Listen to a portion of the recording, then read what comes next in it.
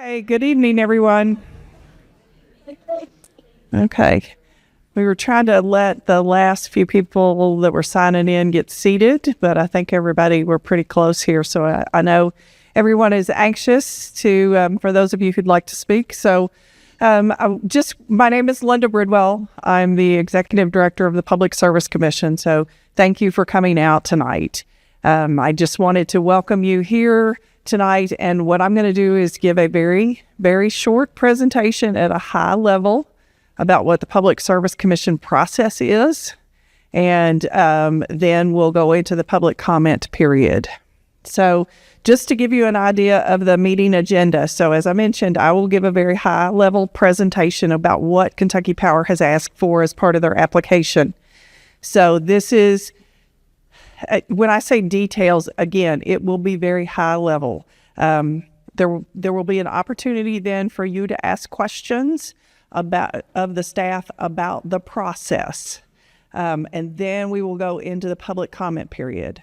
So this is a little different. I want to make sure that everybody in the room understands that we are not here to make a presentation on behalf of the utility. The utility is not making a presentation tonight. So in this role, we are here to listen to the comments of the community.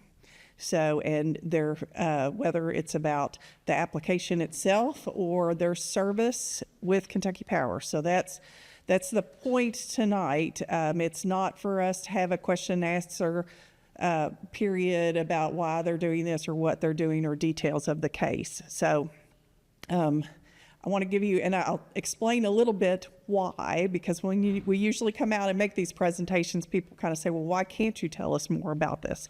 So just to give you an idea of the Public Service Commission. So we were created by statute in 1934.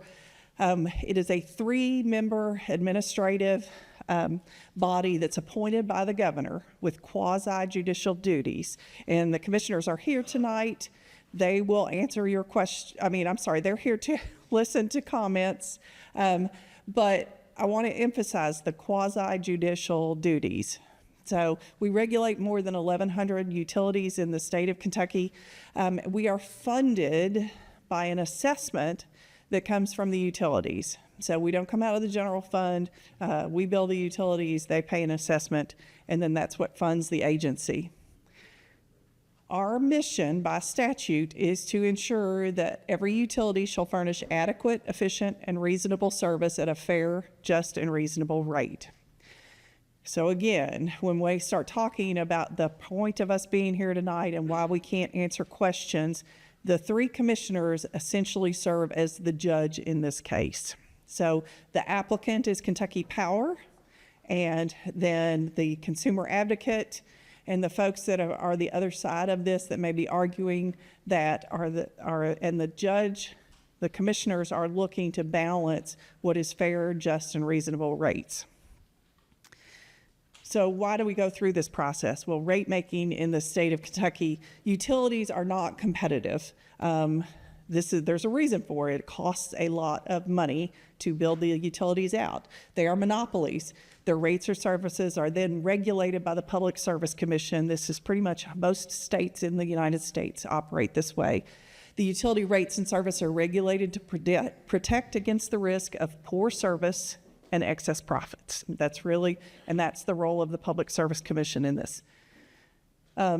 Changing utility rates is a legal process. So again, this kind of comes down to, it's a little more formal as a regulatory body than other regulatory bodies. It's governed by the statutes. The commissioners only have the authority that is given to them by the legislature. The process includes the utilities file an application. They include written testimony about why they believe they need to change their rates. They discuss the details of this. Other parties may intervene in it. They must be represented by an attorney. So again, sometimes we will get individual members of the community that want to intervene. Again, it's a legal process, just like in most instances, you don't go to court unless you're represented by an attorney. You must be represented by an attorney in front of the Public Service Commission. We will have discovery process. That's what we're in the middle of right now. Then there will be an evidentiary hearing where the commissioners, the parties to the case, can cross-examine the witnesses on the stand, just like you might see on television. You know, they're sworn in, they're under oath, they answer the questions. Then there will be issued a final order in the matter, and the public comments can be filed at any time during the case.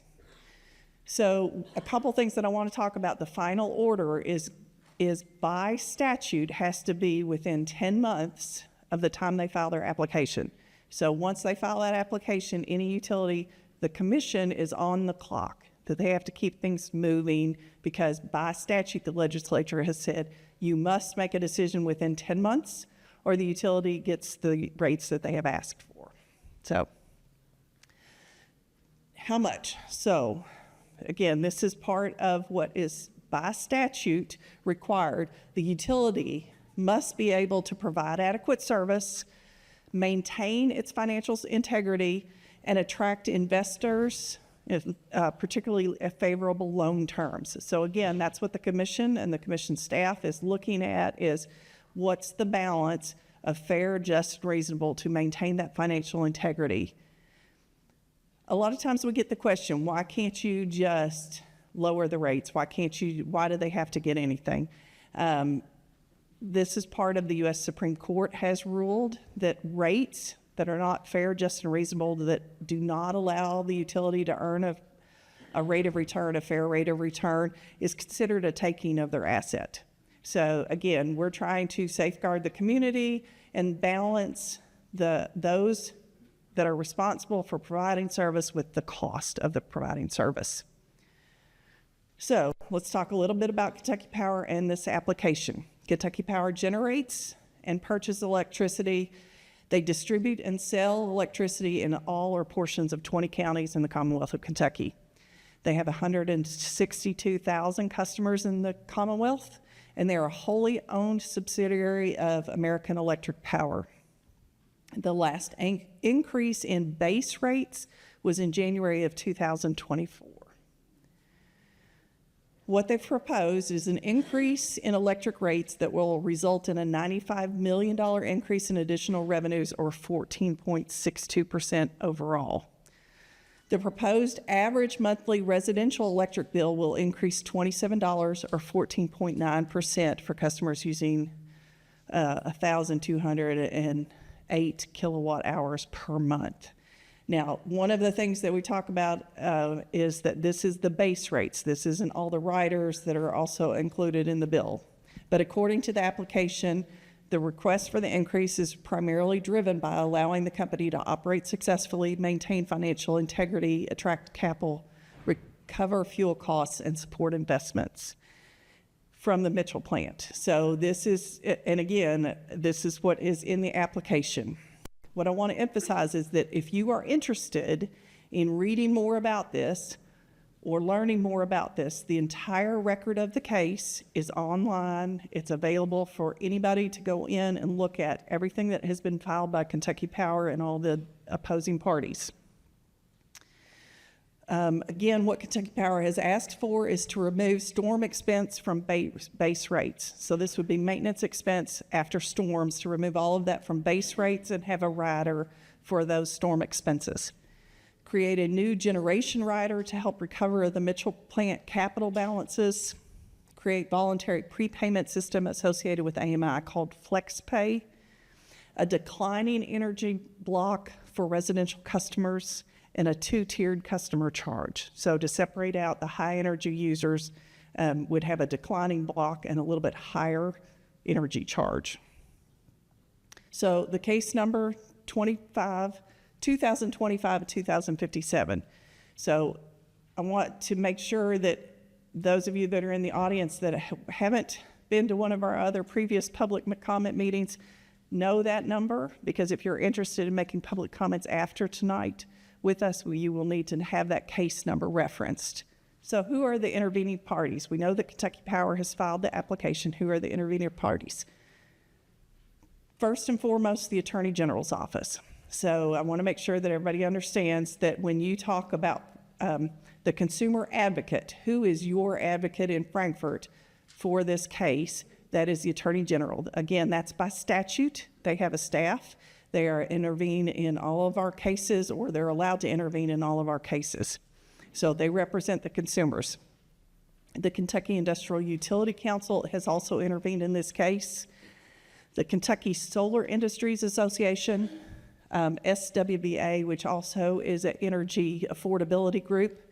And then there is a group of joint interveners, Kentuckians for the Commonwealth, Kentucky Solar Energy Society, Mountain Association, and the Appalachian Law Center. So that last group of joint interveners is also tends to represent the interests, help represent the interests of Appalachian residential customers. So what are the next steps? As I discussed, as I mentioned, we've had 2 public meetings already. We had one in Hazard and one in Pikeville on November 20th and December 18th, then the one here tonight in Ashland. The hearing in Frankfort will begin on Tuesday, January 13th at 9 a.m. Eastern Standard Time and will continue for several days.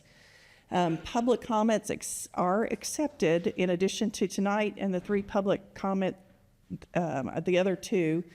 You can also, there's public comments available if you want to come to Frankfort and stand up at 9 o'clock in the morning on the first day of the hearing. You can make public comments then. The hearing is open to the public. You can come for as much or as little as you would like to, sit in the audience, listen to the testimony and the hearing online. The final order is required by statute to be entered no later than June 29th of 2026. Now, I want to talk a little bit more about the public comments. As I mentioned, you can make public comments at any time. If you came out tonight expecting to hear a lot of details about the case, and you said, well, why did I come tonight? But you aren't going to give us details. So what I want you to do is you can go online, read through the case, read a little more information about it, and submit electronic public comments. You can do it at the public hearing. There are lots of other opportunities. Or if you leave tonight and say, oh, well, I really meant to add this on, or you go home and you talk to your neighbor and they said, well, I wasn't able to come tonight. Public comments are accepted at any time during the case. They're all part of the case record. So again, I'll put up here, I'm going to flip over this just a second and then we'll come back so that we have the case number. When you make public comments, there are 3 different ways to make public comments in addition to tonight. You can, if you go to our website and you go, there's a tab at the top and it says contact us. There's a heading that will say to submit, comment, or ask about a case. And when you click on that, it has a form that you fill out. You submit your name, the case number, and then what your comment is. So again, 25-00257. That's just to make sure that it goes in the case record. You may also send your public comments if you are not comfortable with websites, but you're okay with doing an email. You can send your public comments to psc.comment@kentucky.gov. We have a staff member who monitors that, and they will pull that down. They'll print it out and literally scan that in so that public comment is in the record. You may also, if you prefer old-fashioned, just write it out. Here's our mailing address, 211 Sauer Boulevard, Frankfort, Kentucky, 40601. So I want to back up just a second. When we go into the public comment period, I'll leave this information up. So at any time, like I said, you can make as many public comments as you would like in the record. Tonight, you will have an opportunity to speak once, and there will be a little bit of a time limit just to have to respect that everybody gets a chance to say their comments tonight. But I wanted to make sure that people understand this is an opportunity for the commissioners to hear your comments and to come to the community for those of you who may not want to come to Frankfort. So with that, do I have any questions about the process in the case? Yes, ma'am. I don't have a question about process, but I would like to know what Kentucky Power and American Electric Power representatives are here tonight. They are required to be here, but it's their choice if they want to identify themselves tonight. So Very smart. And that's not to say, I don't want to speak for Kentucky Power, so I'm speaking for the commission. Yes, sir. Yes, my name is Mike Schuler. I'm actually counsel for the company, and I am joined by a number of individuals from the company here. Thank you, everyone. So for those of you who would like to know, so thank you, Mike. I appreciate it. We've had 2 of these already. I certainly don't want to make anyone feel uncomfortable, but they are here tonight if you want to speak to them. Do I have any other questions about the process? Yeah. Yes. Yes, ma'am. What is in the building that was built, almost says Kentucky Power? What do they do there? That's not a question that I can answer. This is just about the process of the case, and I don't know. Taxes owed on that, right? Somebody's got to pay the tax. Okay, so if you have an opportunity after the meeting adjourns, if you would like to ask the Kentucky Power folks, I do want to say, I also don't want you thinking that you have to have all the answers tonight. If you have a question, please don't be frustrated because we can't answer it. It may be a question that the commissioners also are interested in knowing.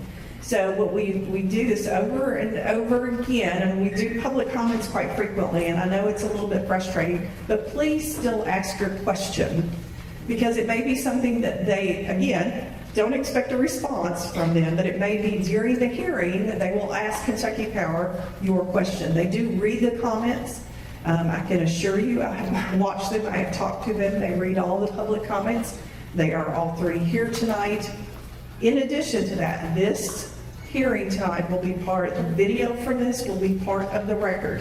Any document, if you came here and you were expecting to speak for 20 minutes and you find out that that's not the length of time that you have them written up, you can submit your public comments, or if you have an attachment, and we will include it. Sherry will help us include it in the record. Yes, sir. So did you say a 3-person board? The 3 commissioners here. Yes, sir. And these 3 people are the I think you used the term judges? The judges in this case, yes, sir. And will rule on the outcome? Yes. Okay, thank you. Yes. So, yes, sir. Are you going to introduce the commission? They're going to introduce themselves. So, yes, sir. So we got 3 commissioners, that's all there is that correct? Yes, sir. What is their background and their employment history? Because we'd like to know who's representing us. When they get a chance to introduce themselves, if they would like to share it, there's also a biography on our website for each one of them.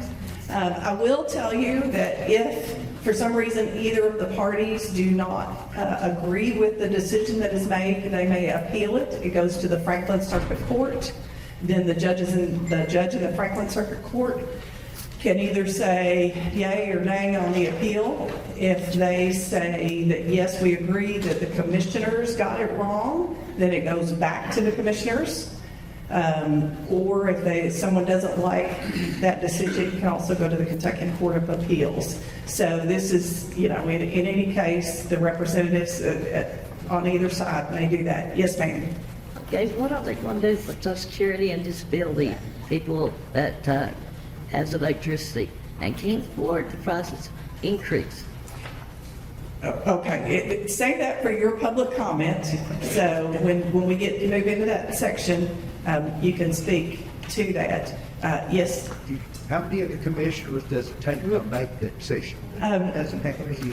No, it does not have to be unanimous. It can be 2 with 1 dissension. So, yes, sir. With the proceeding, what's the burden of persuasion? Does Kentucky Power have to prove it's feasible? Well, does the second prove? No, so the burden of proof is on the utility that what has been demonstrated is that their case, their application is a fair, just, and reasonable. So, yes, ma'am. In their application, are they saying why they need this 14% increase?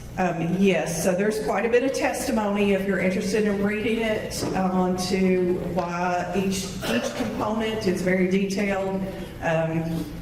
You certainly are welcome to offer public comments if you look at something that you don't agree with or that you have a question about. So you have to go online to read this case in order to find out why they're doing this increase in order to contest it or to say your views on it? Well, if you as an individual are interested in it, then yes, you would need to do that. Now, keep in mind, the Attorney General is your representative in this case as your advocate, and they have hired expert witnesses, and their job is to review it on behalf of the citizens. Do they consider us the expert witnesses? I mean, No, they've hired people who are extensively experienced in reviewing utility rates and cases. They're putting on their own witnesses as part of the case, so that will be part of the evidentiary hearing. But their role as charged by the legislature is to represent you as the consumers.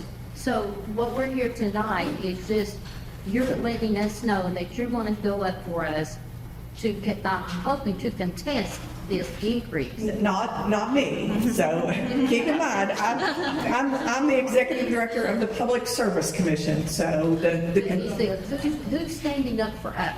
tonight, there is not a representative from the Attorney General's office, but during the hearing, there will be a representative from the Attorney General's office and their witnesses. Cameron.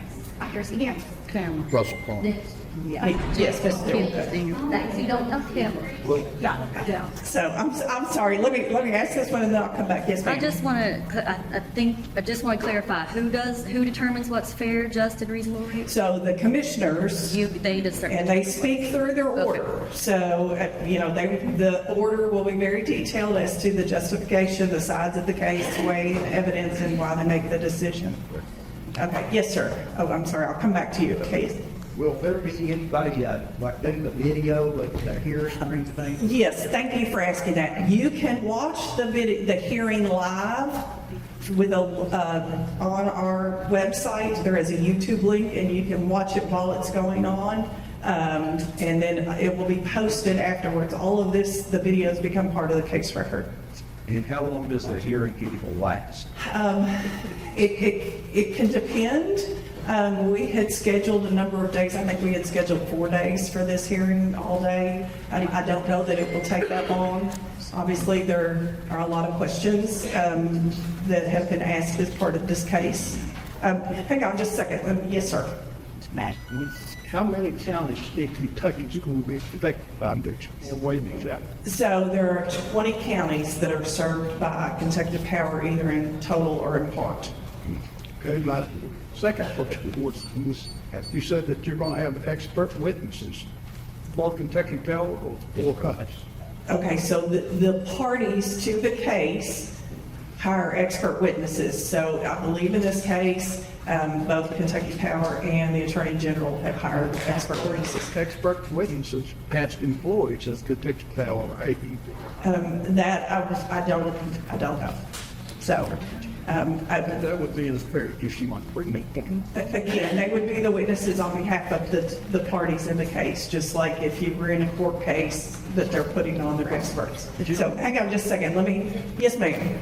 Can you explain, did you say that the evidentiary standards are pure, just, and reasonable as opposed to actual court of law, honors, and the other things? All these standards they have to decide whether Kentucky Power has proven that these rates are just, fair, and reasonable. That's the statutory standard that is that is the authority that is given. So providing adequate service at fair, just, and reasonable rates.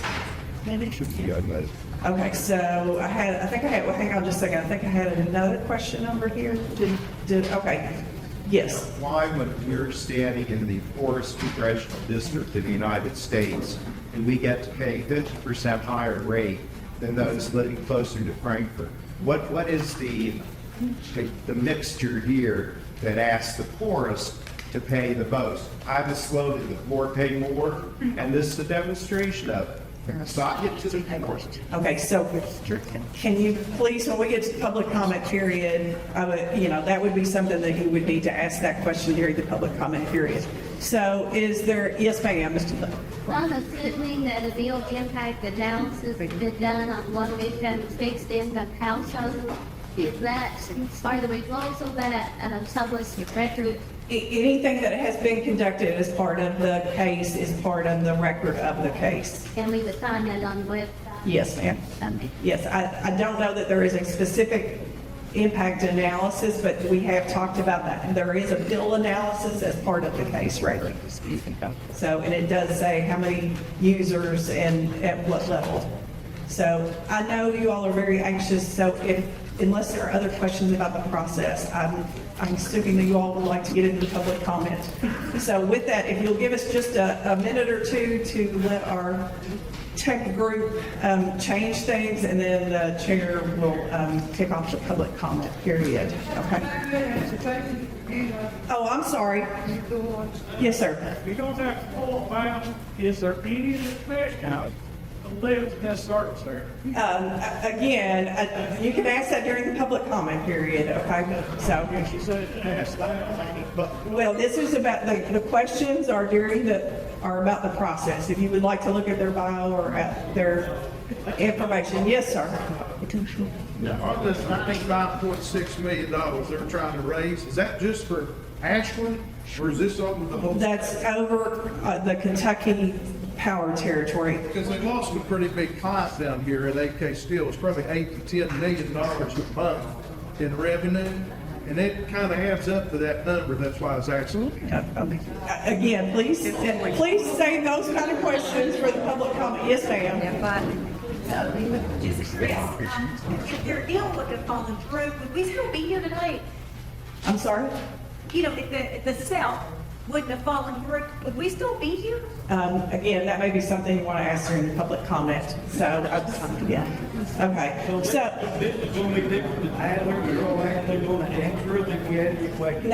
no, we are not able to answer questions about the case, so we will not discuss the details. Okay, so what I said, what I tried to emphasize is, again, this is like you going into your neighbor maybe has gotten a DUI, and you go into the court case and you want to stand up and talk to the judge and ask questions. This is what the purpose of this meeting tonight is, for the commissioners to hear from you all. It does not mean that we're able to answer questions, but it gives you an opportunity to voice your concerns, to ask questions. And again, if you ask a question tonight, we will not answer it tonight unless it's about the process. But it may be something that one of the commissioners is also thinking about, or maybe they haven't thought about it, and by you asking that question, they will ask Kentucky Power during the hearing. So that it's not a waste of time for you to come up and ask questions, is what I'm trying to say. Names that we went through in 2023. So, well, again, if you have a question about the process, if not, I'm going to turn it over to the chair. I think I had a question over here. Yes, sir. Let's say slide here a minute ago saying that the Public Service Commission is voted by the utilities profitability. Yes, but let me not explain it for let me explain a little bit. like to be a piece. So let me representing three. Okay, so if you let me respond, the assessment it's basically divided up among all of the utilities. The General Assembly still has to determine what our budget level is. So when you say, so the General Assembly still says, okay, no, Kentucky Public Service Commission, that your request for your budget is too high, so they will limit that. So, I'm sorry? How many times that happened? It has happened many times. So, I'm saying that, I don't see on here. I can see how much, because okay, at this, we need to talk about the process of the case. I appreciate your comment, and I've tried to respond, but I'm trying to keep the temperature, but I know people want to get up and talk about the case. Yes, sir. So you brought up those 20 counties in Kentucky that would be infected. Was everybody, it's not everybody, but was every county notified that this meeting was being, it's not? They were supposed to, and the notice is in the case record. So it was, there were public notice put up under the statutory requirements of the public meeting. In all 20 counties?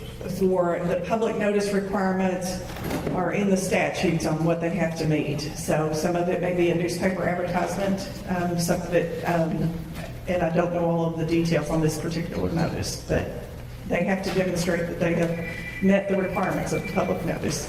So, okay, with that, I'm seeing a couple more hands. Do you have a question about the process? Yeah, the process of paying it. Where did you expect us to get this money from now? Okay, again, if you have a question about the process of the case, I'll be happy to take it. If not, I'm going to move it. Please, I'm not trying to be difficult, but I cannot answer your questions tonight. Some of you, I need you to ask them as part of the public comment. Yes, sir. Where did you say that we could rate the review last week? Okay, so I'm going to put this up. If you go to psc.ky.gov,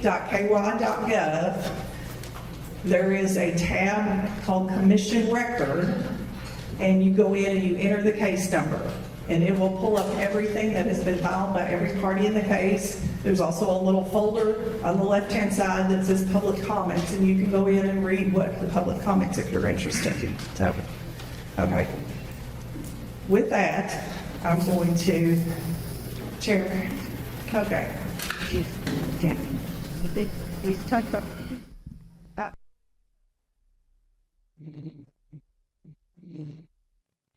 All right, good evening, everybody. My name is Angie Hatton. I'm chair of the Kentucky Public Service Commission. Joining me tonight are Commissioners Mary Pat Regan and Andrew Wood, and we are here to hear public comments. This is not something we're required to do. It's something we do voluntarily because we want to hear what you have to say. I've been in your shoes. I came and testified at least 6 times before the Public Service Commission in my previous life before I was a commissioner. It's very important to me that we hear what you have to say. That said, I'm going to expect everyone to behave civilly. My staff will not be subjected to abuse or vulgarities. I know you to be good people. I'm from the Appalachian region myself. I know we're all good people and we can act accordingly. So as long as you guys are civil, we'll hear everything you've got to say tonight. If you have questions, we're the judges. We can't prejudge a case. We can listen. But if you ask questions, very often, if you watch our hearings, we ask of the applicant at the hearing questions we heard at public comment hearings. Again, we want to hear what you have to say. We're here voluntarily, and we'll listen as long as you guys want to talk tonight. We have we need to have a limit so that everybody gets a chance. If one of you talks for 2 hours and other people have to get home to their kids, then other people aren't going to get a chance to talk. So with the number of people that have signed in, which is well over 150, we're going to do a 5-minute limit. Commissioner Regan is going to time that for me, and when you get to your 5 minutes, she'll hold up her hand, and then you can wrap up your sentence. But really, we need to hold to that 5 minutes. For people who come to these often, you know that there are always people who try to go over, and it's just not very courteous to your fellow public commenters. If we have public officials here who want to go first because they have some other obligation, you can, wave and get my attention, and we can do that. Otherwise, I'm going to go in the order that you signed in. And for those who indicated yes with the Y on the sign-in sheet that they want to speak, I will go through all of the yeses and allow you to speak. There were a number of people who put question mark or maybe. So after we finished all the yeses, then we'll come back through and see if anybody else wanted to speak. I can go through the maybes, or people can come up in an orderly manner and each speak after that. But let's see. Oh, and we've had a lot of different opportunities to hear public comment where people decide they want to talk again and they want to get back up and talk again. We're not going to be able to do that tonight. If you have something more to say after you've already talked once, you can come to the public comment hearing. That's in person in Frankfort on Tuesday, or you can email us and write as long as you want. And if you have a lot to say, put it in an email or write us a letter, and we do read them. So if you have more to say than the 5 minutes, you can come on Tuesday, or you can write us by email or letter, but I'm not going to let everybody speak twice tonight because I've learned my lesson about that, and it ends up being a disaster every time. So with that, when I call your name, you can come forward to this podium here and tell us your name and where you live, at least city. You don't have to tell us exact address or anything like that, but tell us your name and where you live, and then Commissioner Regan will start the timer at 5 minutes. So the first on the list that indicated yes is Troy Combs.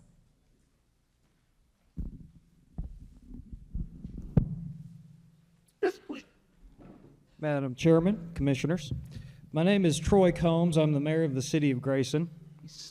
I'm here today to speak in opposition of this measure that I believe is unconscionable. This 15% increase will undoubtedly hurt families in the city of Grayson and my area. The reasons for that being we are already in an economically stressed region. People are going to be put in the situation where they're going to have to choose between paying their electric bill or paying for medicine and food. That I have no doubt. The justification for this increase, allegedly, is new equipment as well as a power plant and maintaining company profits. Well, I haven't seen the budget sheets, but I have a strong feeling that Kentucky Power has not lost money or had a losing quarter in the last 50 years. So I have some questions tonight. My questions would be, where is that profit going exactly? If Kentucky Power is maintaining a marginal profit of 4% annually and wants to increase the authorized rate, why are they not being held responsible for setting money back? If they're able to operate at these margins, why haven't they done so, and why can they not continue to do so? What measures have been taken to try to avoid these rate increases each year? And why is the company allowed to do it without setting those money back and taking steps and measures to account for those costs in the future? My next question would be, what are the exact expenses or factors that are having to necessitate this increase? We're all dealing with inflation. We're all dealing with higher costs. Blankly stating that they're having higher costs, it's egregious to suggest that they're having to raise it to 15%. They have it up here that they're requesting an adjustment. I work in city government. We make CPI adjustments every year, and I can tell you 15% is beyond reasonable, far beyond. Those are the questions I have for the commission. I thank you for hearing them. Cool.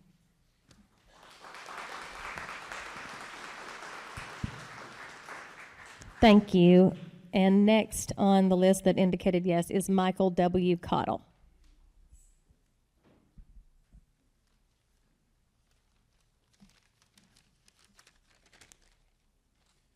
I just have a few comments to make here.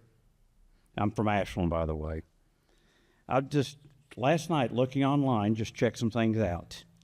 Kentucky Power's rate right now is 15.4 cents per kilowatt.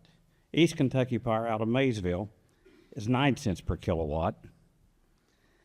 LG&E, 12.4 cents a kilowatt. Kentucky Utilities out of Lexington, 13.6.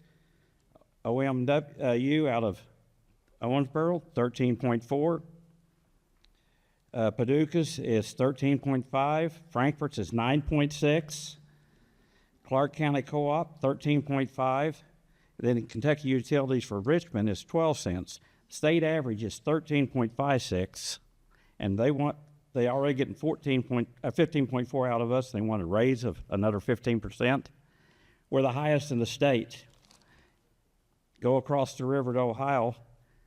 Ohio Power, what used to be DPNL, now AES, and Ohio Edison are all 9.8 to 9.11. And I mean, we're paying outrageous. West Virginia actually beats us at 17 and 16 cents. When Kentucky Power shut down one of the units at Big Sandy, they cut the newest and the largest. They kept the oldest unit and the smallest unit. Then they started buying from Appalachia Power at 17 cents a kilowatt, which is higher than anybody else around. Instead of buying from Ohio Power, all AEPs. AEP actually owns powerhouses in 11 states. They have $19.7 billion in revenue last year, $2.9 million profit, and that's all part of the Kentucky Powers. So that's all I have to say.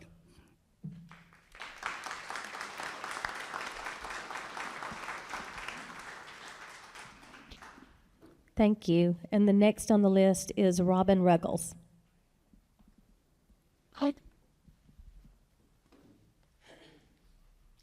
welcome here tonight. My name is Robin Ruckles, and I am a citizen here of Ashland, Kentucky.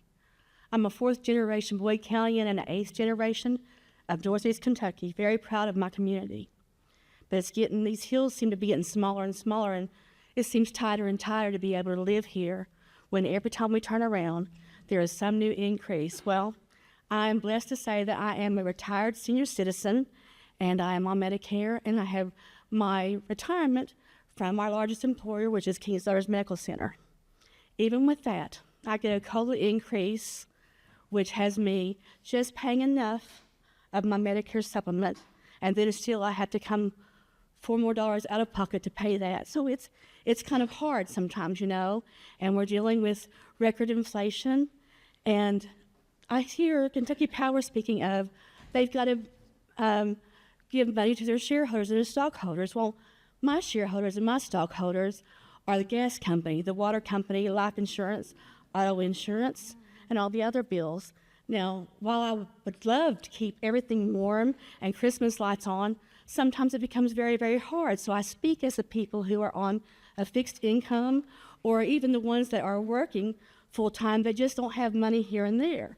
I hear this quote of corporate greed, and I hate to pick on people, but I do believe it is a form of corporate greed, because when I can't meet certain bills, I have to tighten my belt somewhere. So how do you say I'm making record profits this year, but still I need to make sure that I put this on the backs of everyone who's just trying to get through the day? Now, I've seen things over the holidays about WSAZ and AEP. Kentucky Power were partnering together to make toys and donations for our less fortunate, and that's a noble effort. But I submit that if we didn't keep having these increases, that family members, even on a tight budget, would be able to buy their own children and grandchildren their own presents without having to rely on community input, right? So, I submit to you that I heard a story today from a girl who said she can't come because she's working 2 jobs. One of them is at a local nursing home, and the other one is what job she can get. And her husband died 3 years ago. She has decided she has to sell her family home now to move in with her mother, and hopefully they'll be able to maintain their residence. When your power bill is higher than your mortgage, something's terribly wrong. And I just ask you to submit not 1 more cent, not 1 more cent. Thank you.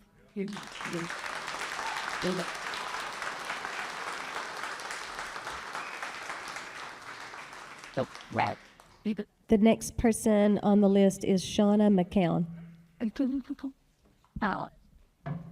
Tapping my notes, and I'm going to mirror a lot of what everybody else has said. I'm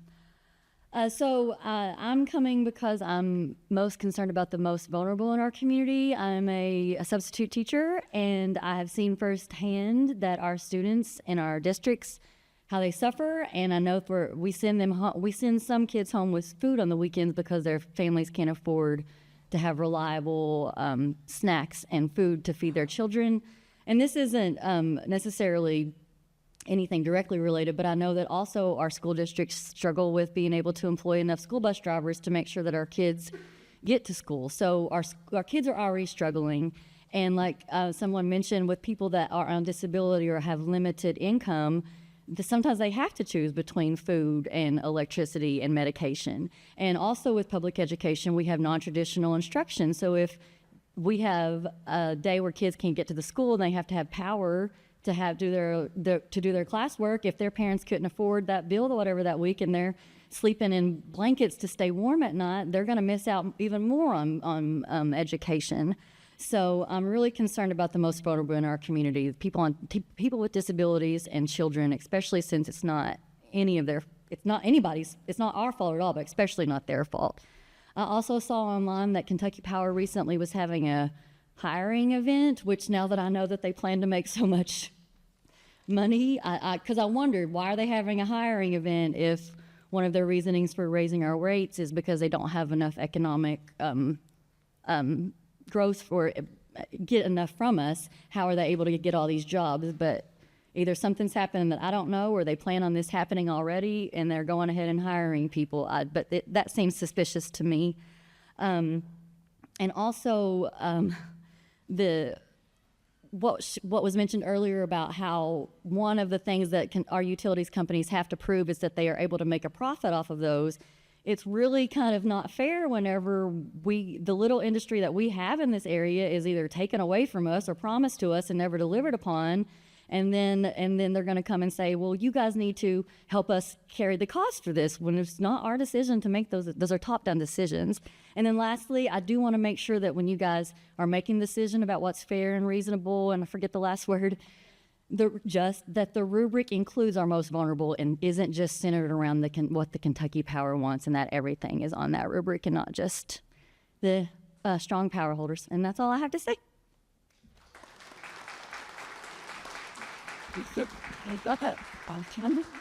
Thank you. Next is Suzanne Griffith.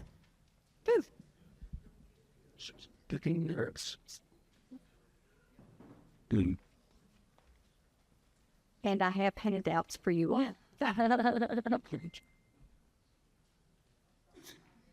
We'd be surprised if you didn't. My name is Suzanne Griffith, and I come from Ashland, Kentucky. And first of all, I want to say thank you for coming here and listening to the concerns of all the people in this room. This is the third meeting I have attended, and the public has spoken in unison that another rate hike is unaffordable. I hope you were listening and will rule accordingly. Some facts to review. Kentucky Power sells 48% less electricity than they did in 2010. Kentucky Power ratepayers currently pay the highest average bill in the state, use 22% less electricity than they did in 2010, have seen a 74% rise in rate since 2010, while the normal rate of inflation since 2010 is 50%.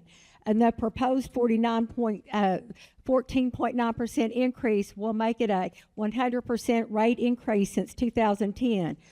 The rate hike path Kentucky Power is on at close to twice the rate of normal inflation is not sustainable, and a correction must be made. Another large expense, as mentioned in case number 00175, separate from the rate hike that ratepayers will be responsible for, is one of Mitchell's 2 concrete cooling towers is failing structurally and needs to be reinforced or replaced, costing between $350 million to $375 million. That is a lot of money to invest in a coal plant set to be decommissioned in 2040. I would much rather see ratepayer money invested in Eastern Kentucky, where it is so desperately needed. As quoted from the Lexington Herald Leader on this case, yet the PSC was forced to either permit continued investment in a 54-year-old plant in another state or allow Kentucky Power customers to be at the mercy of the market. Ms. Hatton, you said neither option is good for customers, and we are forced to choose between the least bad. Frankly, I'm tired of least bad decisions and straight-up bad decisions that Kentucky Power has made, especially the decommissioning of Big Sandy 2. Our region needs and deserves positive decisions. Our 606 family, look at them, this is our 606 family. Sorry. Can't keep coming back every 2 or 3 years for devastating rate hikes that do nothing to attract population, industries, and businesses to our area. Solutions must be found. Economic development is key, and this is the one point Cynthia Wiseman and I agreed on when we met. I left you with homework at the Hazard meeting, and I hope you have studied up on it. I sure have. The One East Kentucky plan is vital to economic development in Eastern Kentucky. Since the COVID-19 pandemic, 95% of all new jobs incentivized in Kentucky have been in communities west of I-75. That leaves only 5% of incentivized jobs creation in Eastern Kentucky. The team at One East Kentucky proposes switching that to a 4-tier model so that we'll get more of the money. Legislation based on the One East plan proposal will be coming up this session. I know Kentucky Power has a strong relationship with One East Kentucky. I am asking them to support this legislation and the PSC to give input as well. If passed, listen really close here, this legislation may be used in the final order as a viable path forward as opposed to the rate hike. In addition, other suggested legislative goals are on the table, including what Governor Beshear said about $25 million going to the Rural Economic Development Fund. I'm asking the PSC to stand strong and deny this in full, this unjust, unreasonable, unaffordable, and morally indefensible rate hike, especially knowing the big expense of the damaged cooling tower will be landing on ratepayers' bills as yet another surcharge. And by the way, Kentucky Power hasn't even addressed that with us yet. I'm taking this further by suggesting a moratorium on any rate hikes for at least 5 years in order for the Kentucky Power Service area to work with the state legislature, Kentucky Cabinet of Economic Development, and local entities to produce positive results that could ultimately address the two main reasons Kentucky Power uses over and over and over again for raising our rates: loss of population loss and industry loss. We must get to the root of this issue. The truth is, as 606 tries to rise up from the ashes of the decline of coal, which Kentucky Power, so I'm almost steel and other industries, we need a hand up. We need a hand up, not a handout, and we sure as hell don't need the boot of high electric rates on our neck. See you Tuesday.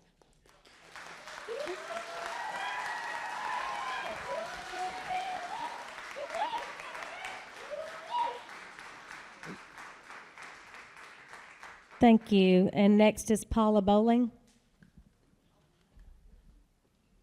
Sweet. You miss that part. Damn it. True.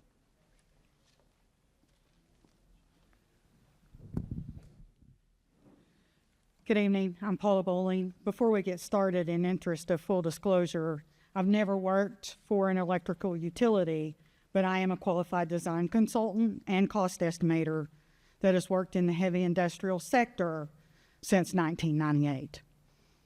So I'll go ahead and get started now. And, well, here we are again. Anyone that knows me knows that I've been attending these meetings for years. I'm the one that is always here protesting another rate hike and asking for our transmission lines to be buried.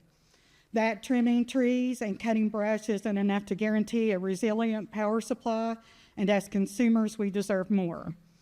I am loved so much by Kentucky Power that the last meeting, I was called a liar by a Kentucky Power representative because I dared to point out how long I was without power during an ice storm. And by the way, on that front, I have receipts. Before we get down to it, before I get into specifics, first let me offer some perspective on the impact that ever-increasing power rate hikes are having on consumers. On average, electric bills are increasing at twice the rate of inflation. Over 52 million Americans were unable to pay their electric bills at least once last year, and annually, approximately 3 million people have their electricity shut off. Here in eastern Kentucky, we are paying some of the highest rates in the nation. IOUs, investor-owned utilities, which are private monopolies, by the way, like Kentucky Power, a subsidiary of American Electric Power, like to paint a picture that they are asking for rates that are just unreasonable. The reality paints a different picture. When asking for rate hikes, IOUs want you to believe they are only asking for operating costs, salaries and the cost of fuel, maintenance costs and capital investments, including the cost of power plant upgrade projects, the cost of infrastructure investments and maintenance costs, and a little on top for a just and reasonable profit known as rate of return. Operating and maintenance costs are straightforward and can be seen as openly observable costs. Where things get murky is calculating the cost of capital investments, and that's my bailiwick. These costs must be estimated, and IOUs are overinvesting in projects that don't benefit consumers or the environment, but instead are designed to increase their rate of return. IOUs devote significant resources to securing approvals for higher rates.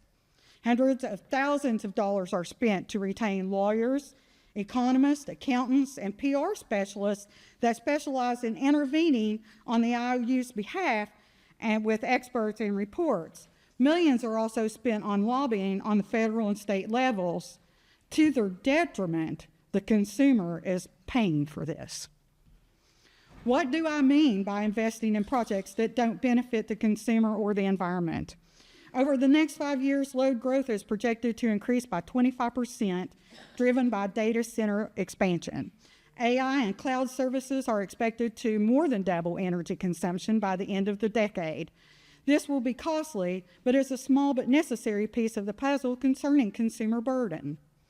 Where consumers are being squeezed unnecessarily is instead of IOUs investing in upgrades such as non-wired alternatives, which reduces reliance on traditional transmission infrastructure, or buried transmission lines that keep costly repairs in check when destructive weather events occur, they are dumping capital into legacy assets like poles and wires, and customers are footing the bill. The current financial model of IOUs disincentivizes grid improvements that allow for efficiency. This has even been acknowledged in a report by the DOJ just last year. I also want to point out that EVs, I've heard this before, EVs are not is what impacting our cost in the grid. The grid capacity build out for data AI centers alone, just over the next 5 years, is enough to charge 2 electrified vehicles for every single household in the U.S. So there is that. Let's dismiss that. So what now? Smart grid technology and grid enhancing technologies must be embraced. Grid enhancing technologies are essential to maintaining a reliable grid. Renewable energy integration must be capitalized upon in Kentucky. Coal has been in decline since the 1950s and is an outdated technology that is contributing to climate change. It is no longer feasible to maintain this outdated technology. Instead, distributed energy resources such as solar panels should be utilized. And I have more, and I will submit that. But in closing, Kentucky Power simply cannot keep passing the cost of old, outdated technology off to the ratepayers while they rake in profits. Dragging their feet or completely ignoring improvements that really benefit customers have to stop. In closing, if Kentucky Power does not commit to investments that benefit consumers and to keeping our bills affordable, my next move is to advocate for and seek support for public utilities. I'm watching and waiting, Kentucky Power. Thank you. The ball is in your court.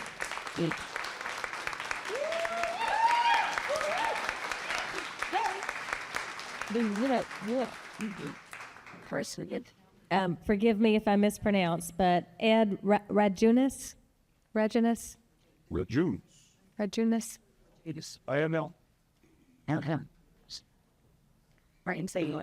By the way, I want to thank you all for adhering to the time limits and for being respectful and not using abusive and vulgar language. We very much appreciate that tonight.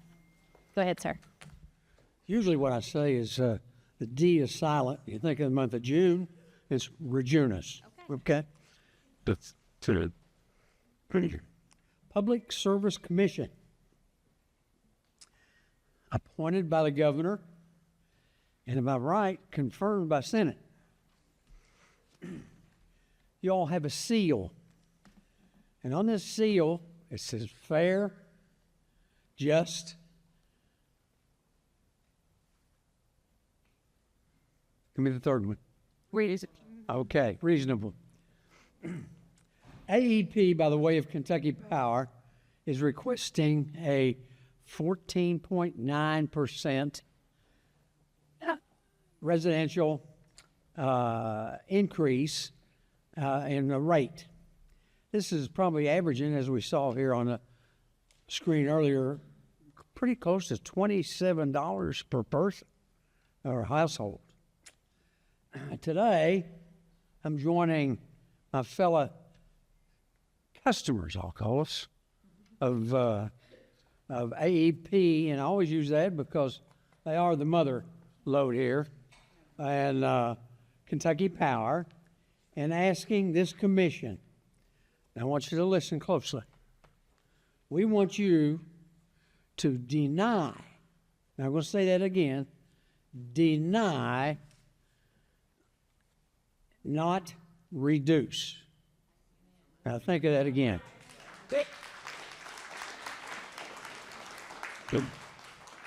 Okay. Deny, do not reduce the residential rate. Several years ago, AEP, along with the Big Sandy Power Company, made a decision to decommission, and I think, Mark, I'm right, Unit 2 of the Big Sandy plant. At the cost to retrofit the unit was so high that they decided itself to, well, the cost high was to add equipment to the existing equipment called scrubbers, I think were the names we used them. And this was to wash and clean the coal and reduce sulfur emissions, is what I believe this was doing. Now, other than that, without the high costs, they decided that best decision to make was to pay $500 million and assume a 50% debt and liability of the Mitchell plant. Mitchell plant, where's the Mitchell plant? We don't know where the Mitchell plant is. It's in West Virginia. Mitchell plant burns coal, and it burns a higher sulfur than what the Big Sandy did. What you're going to see up there, and in our saying, is a West Virginia, northern West Virginia, and western Pennsylvania coal down in there with a higher sulfur itself. The generated power from the Mitchell plant itself, as a result of this higher sulfur coal, is projected, and the projected life of the plant is, I think, to end in 2040. That's just 14 years from now, I guess.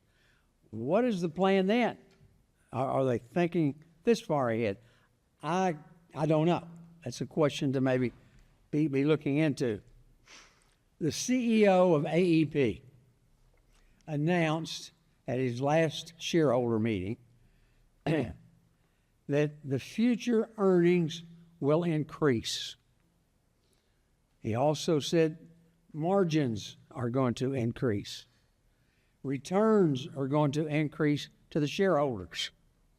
Stock is going to increase along with the dividends. We are outperforming other utilities, were the words used itself.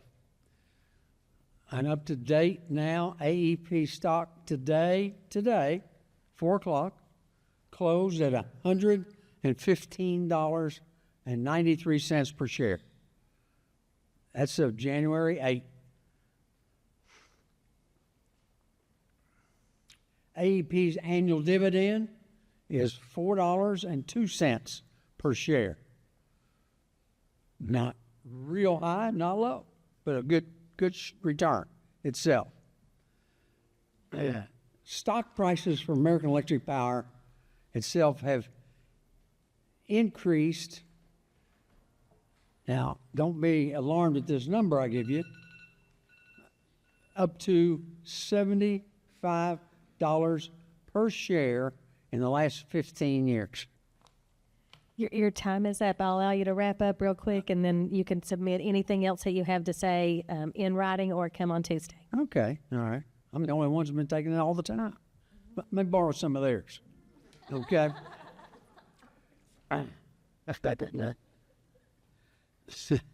Kentucky Power has faced a declining population, an industrial production elimination, we'll call it, yet they need an increase in rates. Now, do you, as your ratepayers do, is what we need to say. Plan ahead. We down in here get increases from the store and wherever else we go down in there. We look at our budgets, especially the retirees, which you guys are not even around for yet. And we have to readjust our budget. I'm telling you, Kentucky Power needs to readjust, not come to the commission and to the, well, not to us, but to you all, say, I need more money. Need to take a hard look at that. Once again, let me say to you, the three of you all, deny, not reduce. Thank you, Mr. Jennings.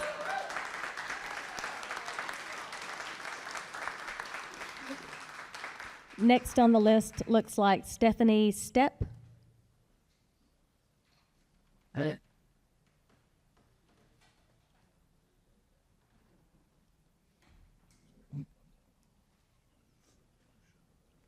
Thanks.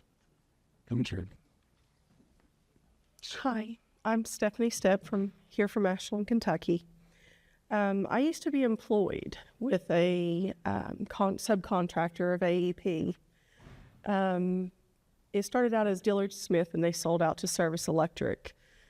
During that time, I was there for about 3 years.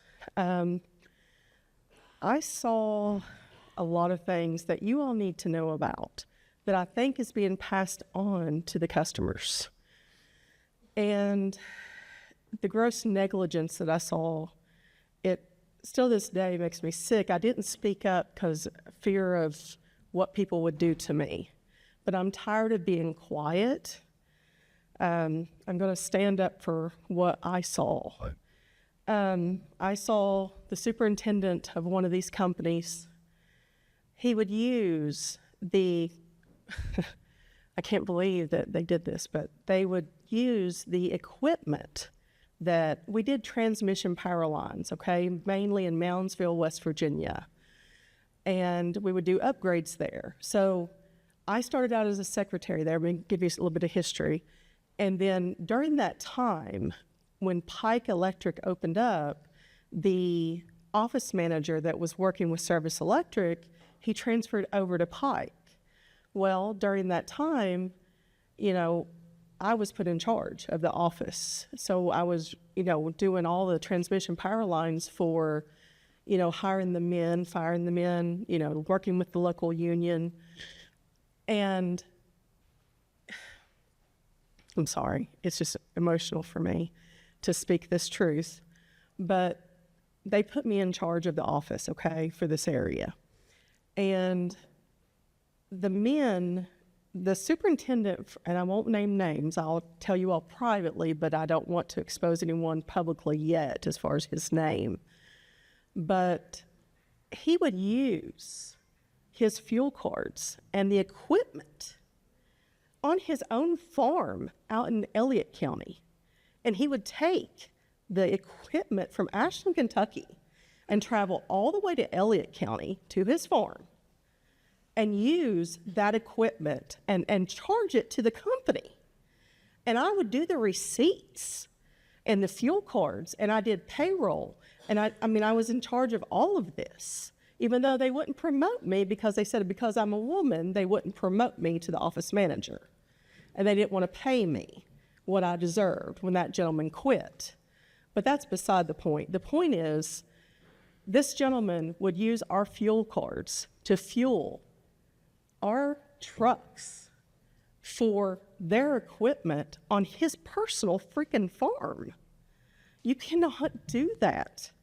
And I would see these men come in, and when I first started working there, I got so frustrated because I've always worked for like Cabell, you know, Huntington Hospital and King's Daughters, you know, in the ER, and I've always seen how processes are done.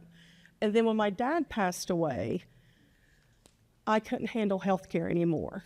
So Bill Wagner knew my dad, and he said, you know, hey, Dillard Smith is hiring, you know, Stephanie, you'd be great at this job. So I went in as a secretary. Well, when I first got there, I saw these men, and I'm not putting the utility workers down at all. I have great respect for these linemen. They work so hard. But the PPE that we would order, it would be laid out in the garage at Dillard Smith, and these men could come in and grab as much as they want at any time. Okay, there's no accountability. There was no, you know, if they wanted a pack of gloves, if they needed one pair of gloves, okay, say one man needed it, they would come in and take a whole freaking 12-pack. Okay, where's the accountability? This amount of money is passed on to the customer, and that is not right. And I saw it time after time after time. And it wasn't just the PPE. It was, these dinners they take them out on. And I understand we got to feed our workers. We got to feed them good. But sometimes they would tell them to order whatever they wanted. They would go to these big steakhouses and, pay for everything. And then during storms, these guys, I understand we are supposed to pay for their hotels and their food, but they also get per diem. While they're out on storm, $150 a day, how is that right? Because that's getting passed on to all of us. And that is so not right. And it bothers me so much. And I've stayed quiet for so long because I know that these men will hurt me. And I'm a single mom, and I take care of my mom who just recently had another stroke and just fought colon cancer, and I don't have much money. I live paycheck to paycheck. I'm actually on disability because of a car wreck that was not my fault, and that's a whole nother issue, but I'm getting ready to fight that too. But the money that they spent, you all, is disgusting. It makes me so sad that I didn't speak up sooner, because all of us are paying. Do you all know what the rate is right now? The AEP is paying over cost? Because when I worked in 2013, it was 20% over cost that the subs were charging AEP to do these transmission power line upgrades. So 20% over cost on top of all the PPE, on top of all the gas that this idiot superintendent was charging back to the freaking company because he wanted to upgrade his farm and use our bulldozers or whatever, and our trucks. I mean, all of our company trucks, all of our fuel. These people would go home for no reason when they should have been at the job. You're a couple minutes over time, but I'm sorry. I just was going to allow you to wrap up, but I'd encourage you to write all this down or come and speak on Tuesday and finish it. Okay. But, I mean, it's disgusting to see. I'm trying not to break down because it makes me so mad that they passed all this on to us. And I don't know what the chargeback, like what they charge over cost right now, if it's 20% or 30%. I saw it. I saw people, they would argue back and forth. Okay, we got to do 20% on this job or 25 on this job or, when is enough enough? We cannot afford this. Thank you. Thank you.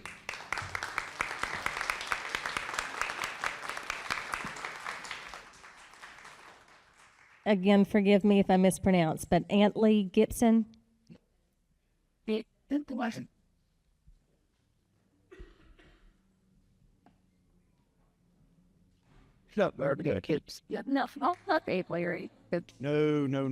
gonna try to make this brief.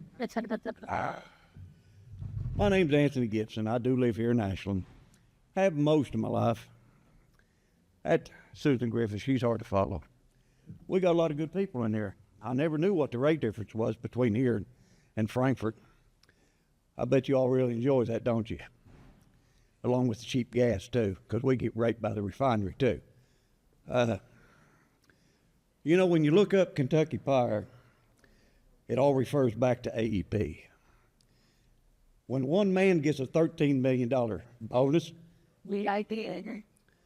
that's ridiculous. That's one man. There's still about 4 others. Theirs ain't as big as his. As far as your opening statements with reliability, I've got 2 backup generators, 1 for each house. It's very unreliable. I'm paying the highest rates in the state for bad electricity. I remember back when the ice storm hit, line crewman standing there. I've got 20 acres woods. I told him, I said, get them big trees out of there, because the next storm is going to take power lines down again. "Oh, sir, we can't do that." I said, "Why not? You're already here." He said, "We can't touch them till the storm brings them down, and it's declared an emergency, so the state, the government, and insurance pays for the repairs. And they're wanting to add another fee onto us." I was at Catlettsburg in 2023 when they wanted their 18.9% raise. This is another song and dance. Y'all made us feel good thinking you only give them a 5.6% raise. What are you going to give them this time? They're asking 14.9. You're going to give them a 3 or 4% raise and say, "Oh, we saved you all money." We're already paying the highest rates here, people. No rate increase. Get our rates down to match the rest of the state. Yep. We have no industry here because of bad leadership. We lost a majority of the power producing plant because of bad leadership. Yeah. I worked construction for 20 years. I helped haul that stuff up the road with police escort, thinking, "Oh, well, they're going to save coal." Nope, didn't do it. Another waste of money. Y'all keep coming up here, having these meetings. I keep coming to them. We told you in 2023, the bonuses, the profits. Does AEP deserve more than $14 billion profit, gross profit? Do they deserve more than that? Because every year their gross profit goes up. Y'all give them a surcharge last year. You granted it to them. The surcharge was supposed to be to reduce future rate increases. What do they do in less than a year? We want another rate increase. So here we are dancing. I'm not a good dancer. I can't breathe very, very well, but here we are dancing again. I guess y'all be up here next year when they do the same thing. I'm going to cut it off because there was a lot of people give you a lot of information. I bet y'all really like hearing it, don't you? Because it does no good. Y'all have a good evening. Thank you.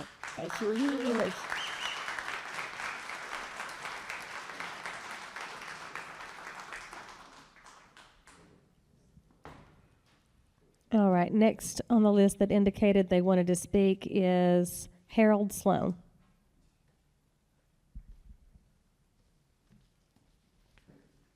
Good evening, Commissioners. My name is Harold Sloan. I'm mayor with the city of Louisa, just down the road, where Big Sandy's been mentioned several times tonight.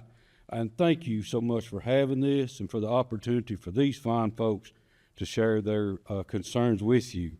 So tonight, I'm here to speak about and respectfully ask that you would consider the downstream impacts that this increase has on specifically public water and wastewater facilities. As mayor, that's something that's very important to me, as our rates in water and wastewater have already crept up on the citizens as well. In Louisa, as in many communities across eastern Kentucky, our water and wastewater systems are among the most energy-dependent public facilities that there is, without question.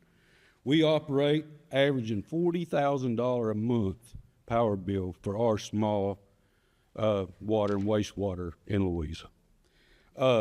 Pumps, treatment processes, regulatory compliance require consistent and affordable electric power. And let me make this clear, electricity is not optional for us. It is essential. When electric rates rise at this magnitude, we understand there's always increases, but at this magnitude, public utilities cannot absorb this type of increase.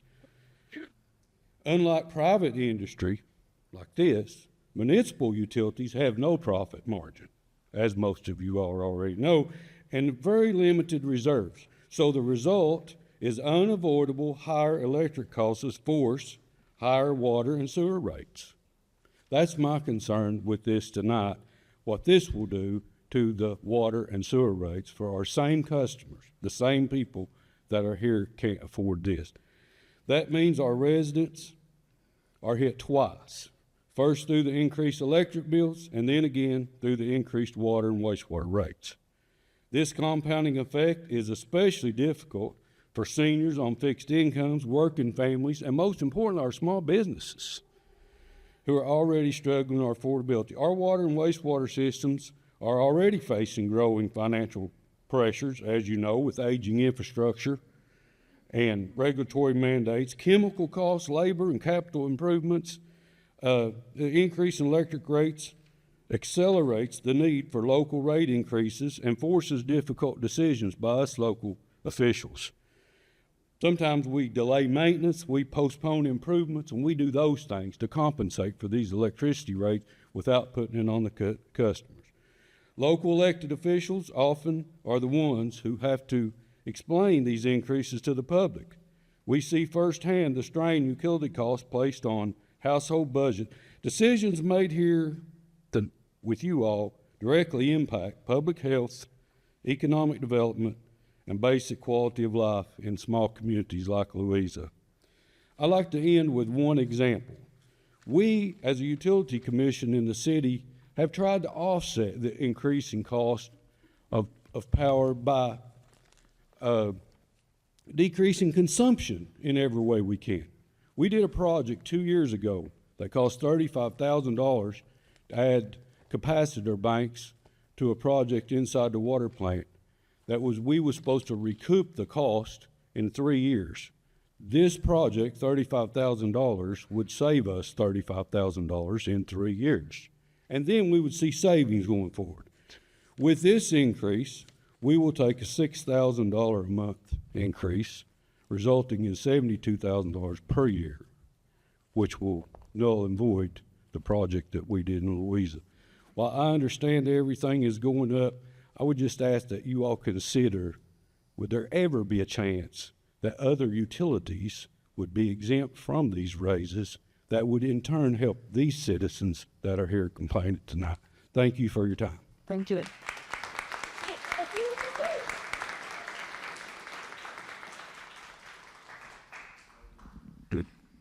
Thank you. And next on the list, I believe, is Adam Rice from Hal Rogers' office.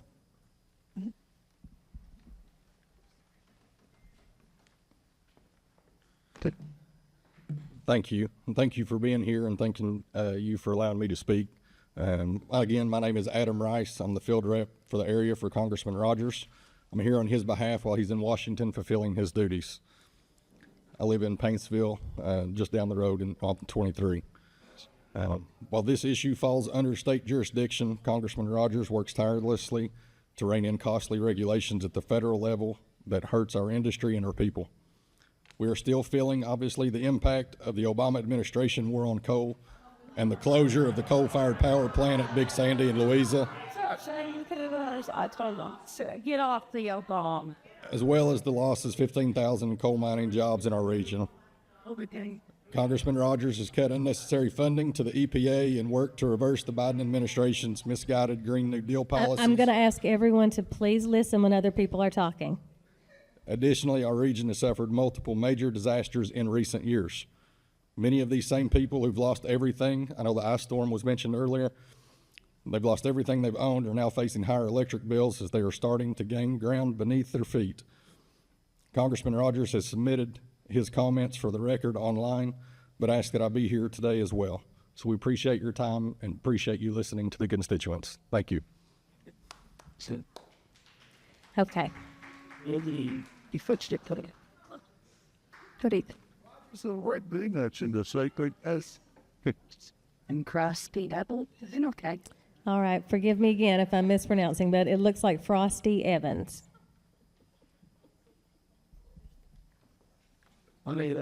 Yes. Sorry, it's from Worthington, Kentucky. Could be Crosby or Frosty Evans. Okay. Well, I'll give you another opportunity if I've mispronounced a name. It's a meaning of playing. good. The next on the list then is Victor Wilson.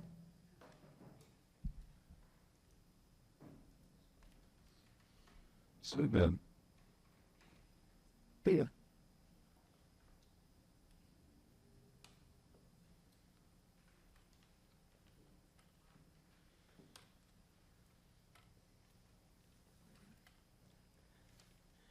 evening, Commissioners. I'm Victor Wilson. I live in Ashland, a former commissioner in the Huntington, West Virginia for historic preservation. And when I think about the number of people in this community that live on fixed income, a lot of it on Social Security that received a 2.75 increase this year, where do you expect, as a commission, for them to come up with the money to pay for this rate hike? I'm retired from the healthcare field. Are you recommending that they not take their heart medication, or that they not take their blood pressure medication, or that they not go and see their children at the holidays? Exactly where is it that you suggest they come up with this money? And when I took a train trip across the United States, in the Midwest, I saw one state where there were banks and banks and banks of windmills. Why isn't our local electric company investing in free energy? You can on farms, you can put solar cells up 20 feet high, cattle can graze beneath them, farmers can farm their crops beneath them, and they found out actually with solar cells that they have higher crop production because it's diminished sunlight burning their crops up. Why aren't they making capital investments towards something which has a free source?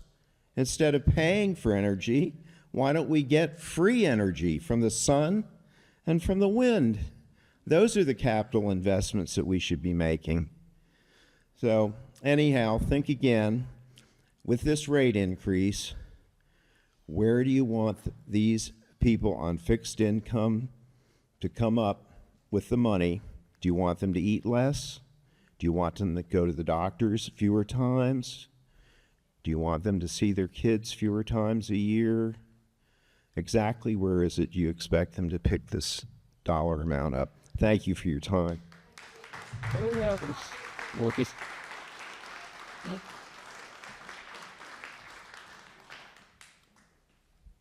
Thank you. And next on the list is Melody Riley.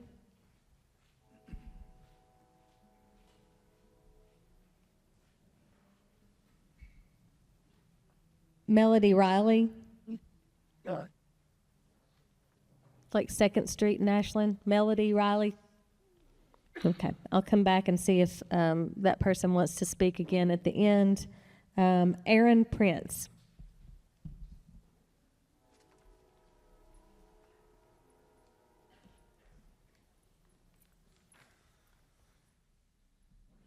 My name's Aaron Prince. I'm a candidate for Boyd County Board of Education. I'll try to keep this short, sweet, to the point. There's a lot of people that's made very good points. If you want to wait a minute till this train gets by, we will pause your time. That wasn't real fair. Thanks for going to school. They're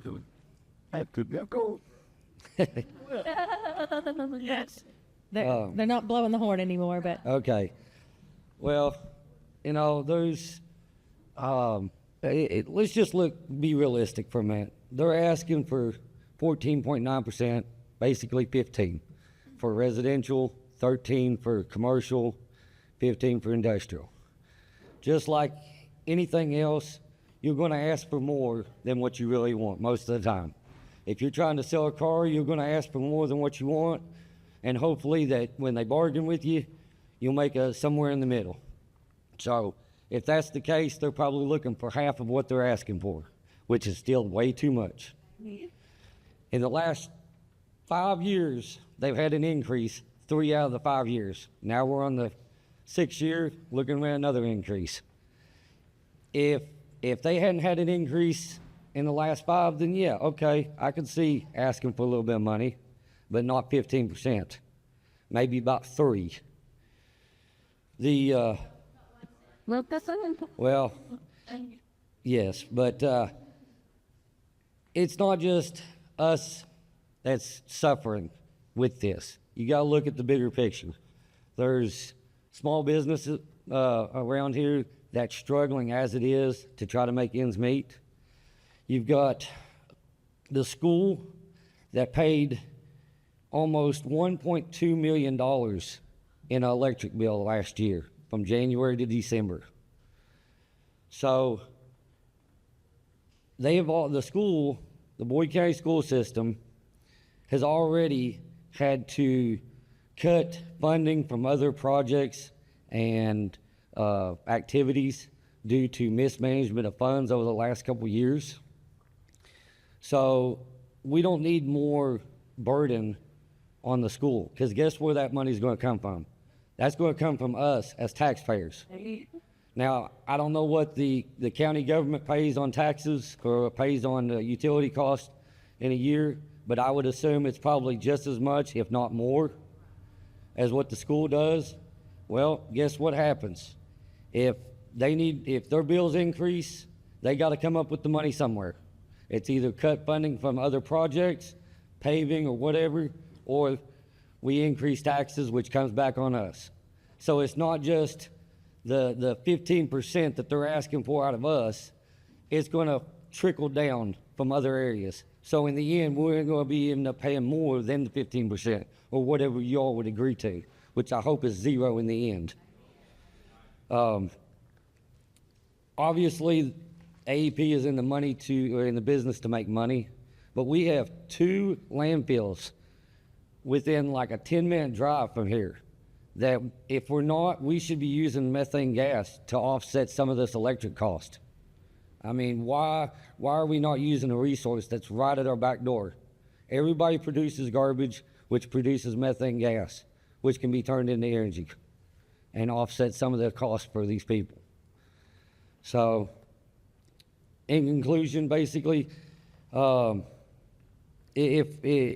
just to give you an example, if you increased at I assume that the school is considered commercial, a 13% increase on them would increase a bill for $152,000 for the year.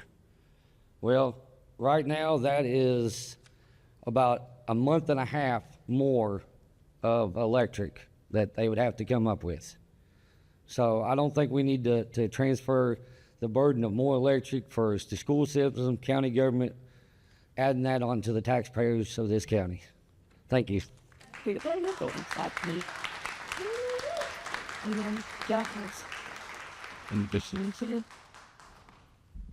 Okay, I have another difficult pronunciation here. Or maybe it's just handwriting like mine. Mike Worley? Worley? Okay, I did all right. Yeah. Thank you, sir. Come on up. Commissioners, thank you for your time. My name is Mike Worley. I'm a veteran of Iraq, a small business owner, and a resident of Russell. Bottom line up front, there's no financial justification for a rate increase. None. Currently, Kentucky Power is more than a fair rate of return and is bordering on corporate profiteering. Power plants around here are powered by coal or natural gas. The levelized cost of energy, or ELCO, is the measure of how much it costs to produce electricity by a particular power source. The ELCO for coal averages approximately 10.5 cents a kilowatt. Personally, I'm charged with riders 13.5 to 14 cents a kilowatt or more. That's approximately 25% profit, which is more than healthy and a fair rate of return. On top of that, power plants are also powered by natural gas, and the ELCO for that is 4.2 to 4.9 cents a kilowatt, approximately 5 cents. Again, I pay approximately 13.5 to 14 cents a kilowatt. For natural gas that's powered, that's almost a 200% profit. You're appointed by the best governor in the United States, Andy Beshear. Hands down. I'm sure the governor would not want any greater financial burden on these great people. The Commonwealth, current rates are more than just, fair, and reasonable. Deny this increase. Thank you for your time.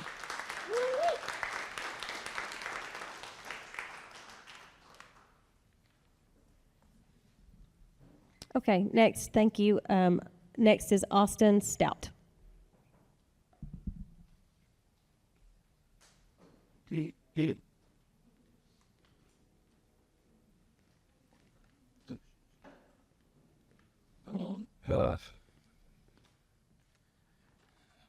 you doing, commissioners?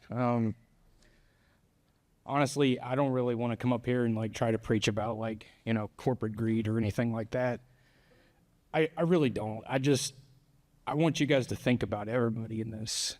Think about people that you know are struggling. You personally know someone who's struggling. All three of you do. Think about how they're going to manage this. Think about what their costs are. Think about how this affects their families. Think about how this, I mean, it's going to be a butterfly effect. And it's not going to be,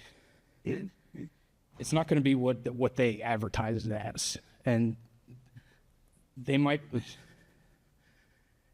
benefit from 1 or 2% or 3% or 5%. But 14.9 seems like they're just trying too hard. They want more than what they need. And it's not really our responsibility to try to pay for every single thing. They're a company. They have operating expenses. How does some of this stuff not fall underneath that umbrella of their operating expenses? I don't know. There are way too many things to consider in this. And I know that the area that Kentucky Power services, 1 out of 4 people are below the poverty line. Yeah, again. It's going to be tough to try to justify that to these people. And frankly, I wouldn't. If I were you guys, I would vote to deny it. Thank you.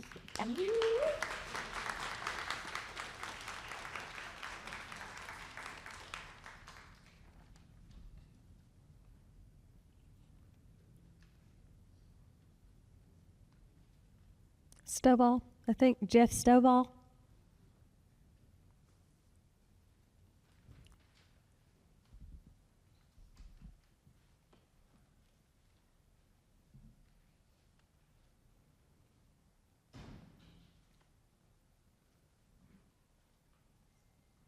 Is it okay if I take this out? I not used to stand. I'll stand right there. Sure. Man, like, well, I shouldn't answer. Name's Jeff Stovall. I moved down here 3.5 years ago. Been coming here for 40 years. My wife and family's all from Ashland, Kentucky, and this is a place we chose to retire. And I'd make that decision 20 times over again the same way. Now, I'm going to give you some facts and truths, and I am an insider, so when you boo me, that's fine, but I think you'll be pleased with what I have to say. I worked for a utilities company for 37 years. I've seen the good, bad, and ugly, regulated like it is here, unregulated in the same state. I've seen regulated companies that unregulated, and then they want to go back to regulated. And if you don't know, energy right now it's everything. Energy's everything. And these companies, some of these companies are getting it right, because when you talk about utilities, you're not talking really about the electricity or the water. You're talking about the people. And some utilities truly care about the people. And I'm not talking about a Toys for Tots thing going on. They just write that off. That's nothing. When you talk about a utility or a company investing in the community, now they're asking for 14.9%. Rhetorical comment, question. I would like to know, or maybe you all would ask the question, 14.9. So what were they asking before they got down to the 14.9 after they went through and cut bonuses from AAP and Kentucky Power by 50%? So were they asking 16.7? And so they We know. are, A big piece. okay, so they did cut the bonuses. They cut. Oh, okay. Now my question is, what did they get down? How did they get down to 14.9? So if they didn't cut bonuses, rhetorical question, would it have been 17? Would it have been 20? The other question I have is O&M. It's operating maintenance cost. Capital's over here. You have to put capital in your system or it'll fall to the ground, and then you'll be out of business. And you should be. But O&M, 80% of your cost to generate electricity is two things. People, which we refer to as headcount, and fuel. I don't care what kind of fuel it is. That's what costs to drive your electricity. So again, back to the 14.9% increase. I'd like to know what Mother AEP, and they are the same, Kentucky Power, AEP, they're the same. There's legalities, but don't be confused. AEP is the mother. I'd like to know how many head counts for non-working, people that didn't operate the plants, linemen that don't climb the poles, non-working people, how many head counts did they reduce and squeeze down to get us down to 14.9%? What was the result of that cost by doing head counts? I said fuel and head counts is what your electricity cost you. So what was their head count reduction and how much did they save to get us down to 14.9? Then hiring bit really on the hour. Well, guess what? Head counts cost money. Now, you got to have linemen, you got to have people operate the plants. That's the fact. The second or the third item is how many consultants and experts did they bring in to do process diagramming of all their processes and create the waste and the cut and take that money and save it? So to get us down to 14.9. Where did they start, at 25? After they did all these cost-cutting measures? I'd like to know what that money was, because I don't think they did any of it. And I'll tell you from my own experience, I worked at 2 power plants, and we saved them because our costs were too high. And we took the employees and we got together and we figured out how to get our costs down. Not only did we save those jobs for the working people, the operators, the mechanics, the good paying jobs, the utility pays taxes in those counties and those areas. But go back to Big Sandy, right?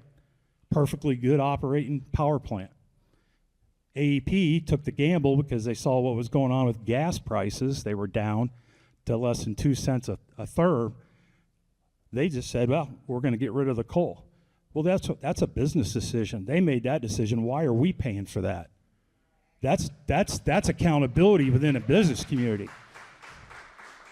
So I would say if they did all the cost-cutting measures, brought in the experts, looked for the process issues, cleaned up the waste, reduced the bonuses, and then what about dividends? What did AEP do this year on dividends?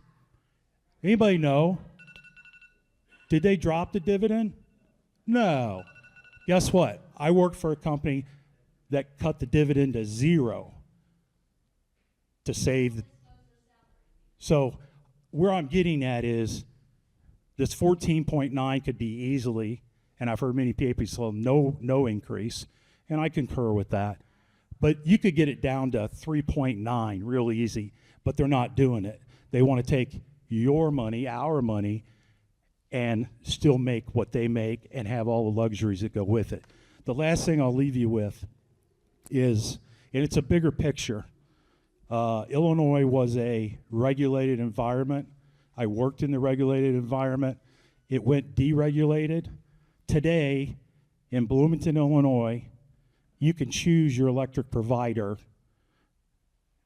who provides your electricity to you. They're right now, they just got new rates this year, 12 cents kilowatt. I would have never believed I would live in Kentucky and have electric rates higher than, of all states, Illinois, because they don't do shit right in Illinois, excuse the language. They don't, and you know it. It's a they know. But how are they getting 12 cents a kilowatt hour when we're going to be I don't even know where it's going. 14.9 is going to be what, 17, 18? Yeah. A kilowatt hour. Thank so you. Those are my thoughts. Thank you.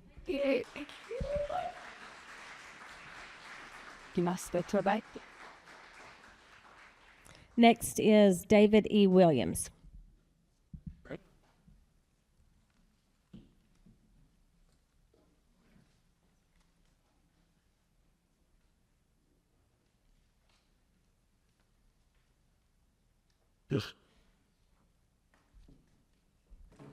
Good afternoon, or evening rather. My name is David Williams. I live in Ashland. Been a citizen here for 35 years. I want to thank you for coming, taking your time to let us speak. I don't know if it's worthy of mentioning, but sometimes you find a need and a calling to do more for others, and I've been elected to the Ashland School Board last year because I want to try to do best for our families. A lot of children, somebody alluded to was a substitute teacher, mentioned that some of our children go home on weekends with a food bag of some sorts. Breaks my heart when we have a snow day and I know those children haven't been provided for. You know, we want to make certain that everybody gets treated fairly, but there's some in our community that I really want to make certain that we do look a little bit more, extend a hand. I'm just going to read a few notes and I'm going to sit down. But my question, I come from an oil and gas background, but my question is, if we have a lot of these co-ops in the central part of the state that are producing kilowatt hours at such a cheaper rate, my question is, let's do an understanding of why AEP is charging at such a amount of money.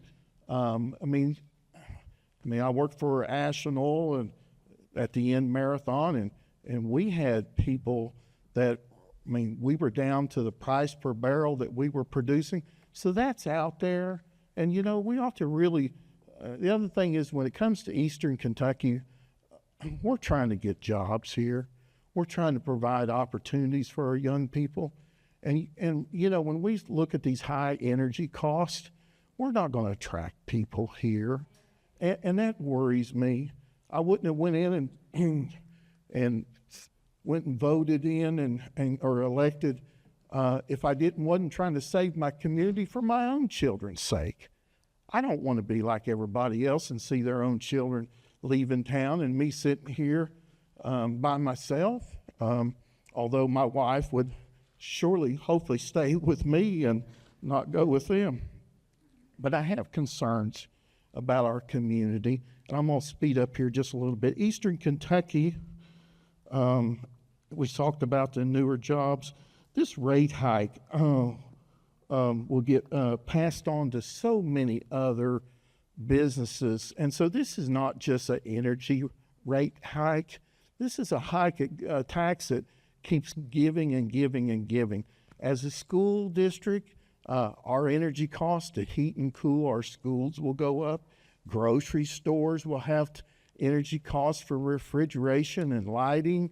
All these small businesses, all that will get passed on to the citizens alike. And I understand economics, but this gentleman here, he seemed like he really had a lot of great information, and kudos to him to be able to get some kind of behind the scenes, and I appreciate that. But let's not forget that AI, the power needs from the grid that AEP plants supply will always continue to increase in the future. It's a big concern of mine for potential job issues down the road, and future rate hikes are likely my question is, we need to equalize all Kentucky citizens as possible. If there's co-ops in central Kentucky that are producing power less. You know, what can we do to maybe have some options of that? Ashland payroll tax, just in closing, Ashland payroll tax is made up of many struggling families. And data from 2024 shows that there was 78% of the people who paid into Ashland payroll tax, 78% was making $40,000 or less, and 60% was making $20,000 or less. And I'm speaking for Eastern Kentucky. My heart goes out to everybody who struggles to continue to fight the good fight. And I would just hope that we would understand more about AEP's cost. In my earlier days of, I always thought that the power companies were a high dividend, low valued stock. People got into them because they were concerned. They weren't. You weren't buying in the AEP to compete with Apple. And so when we started looking at these tax increase or these increases, this just doesn't seem right, as this gentleman has said here. But anyway, thank you so much for coming, and appreciate it. Thank you. Next is Jeff Kinzer.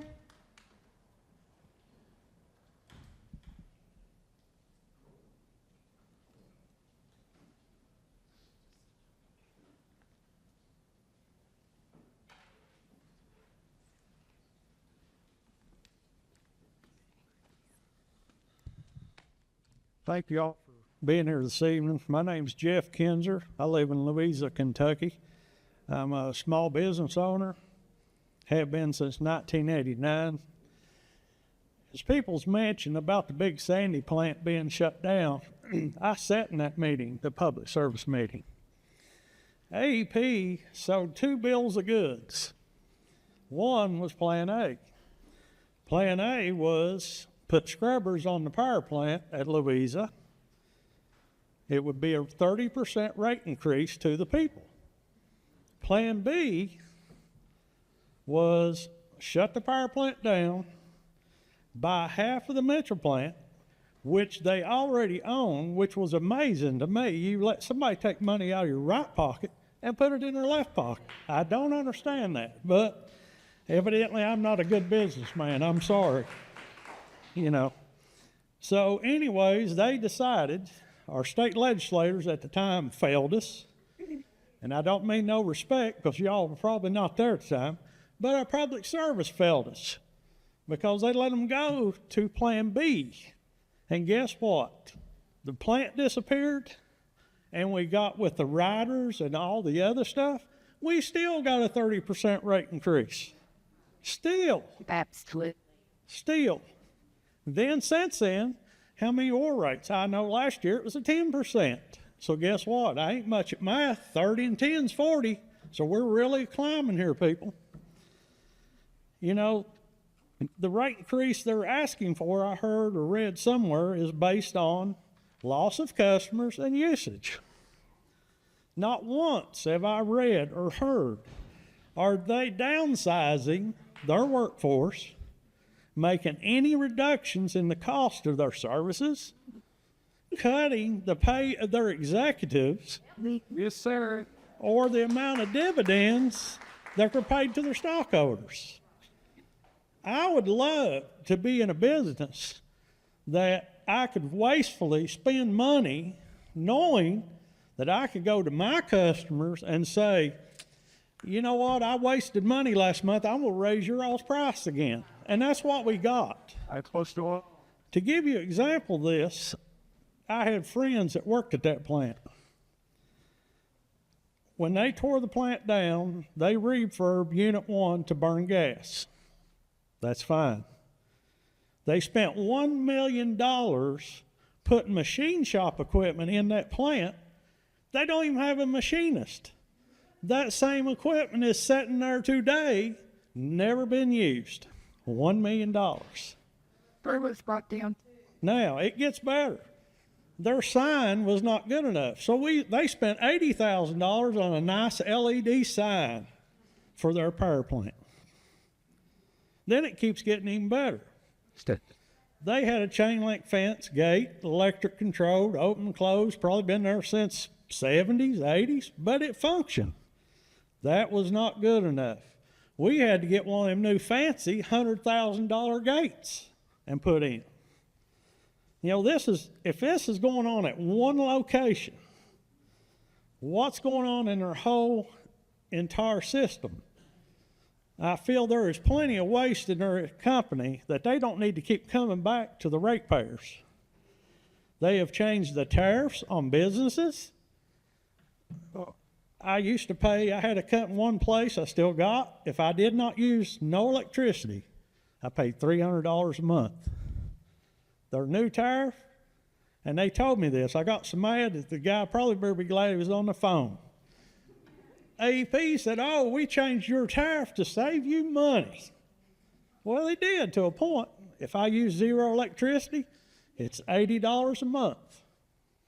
Now, used to, the same plant that I run 30 days, power bill may run $500 to $800 for a whole month. With this new tariff, if I run it 3 days, it's $500. Boy, they're saving me money. Here again, I like to have their accountants because I evidently I'm doing something wrong. But if they keep this up, and I was born and raised in Pike County, Kentucky, and I'm old enough, as a kid, I seen no electricity, people living with one light bulb. If they keep doing what they're doing to Eastern Kentucky, they're shoving us back into the 50s and the 60s. No doubt in my mind. You're seeing it already with people having to make a decision, the elderly, that's going to either decide to pay their power bill or they're going to buy groceries.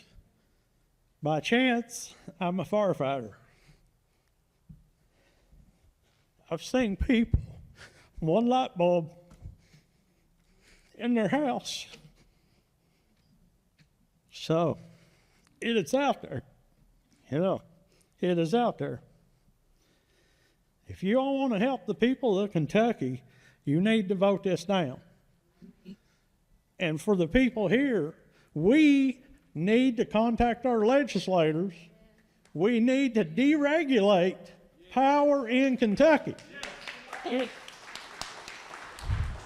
And don't let them tell you that if you deregulate, you're not going to get the service. You're not, guess what? Ohio deregulated, AEP run for the hills.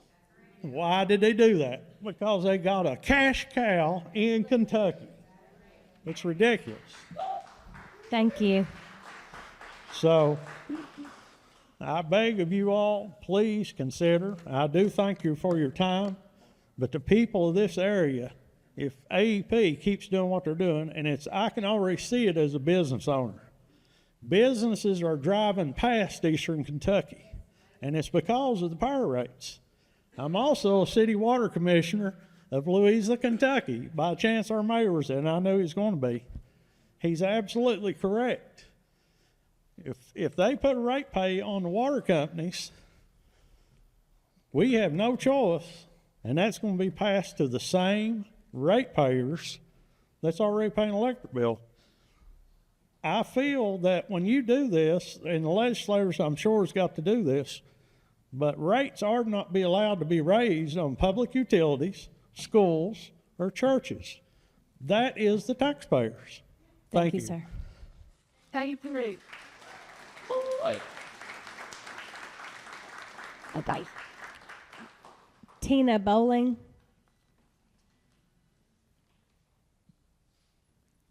Tina Bowling. That's gone.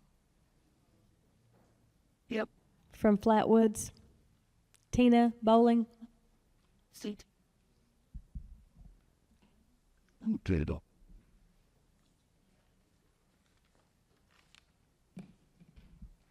All right, Mark Merritt.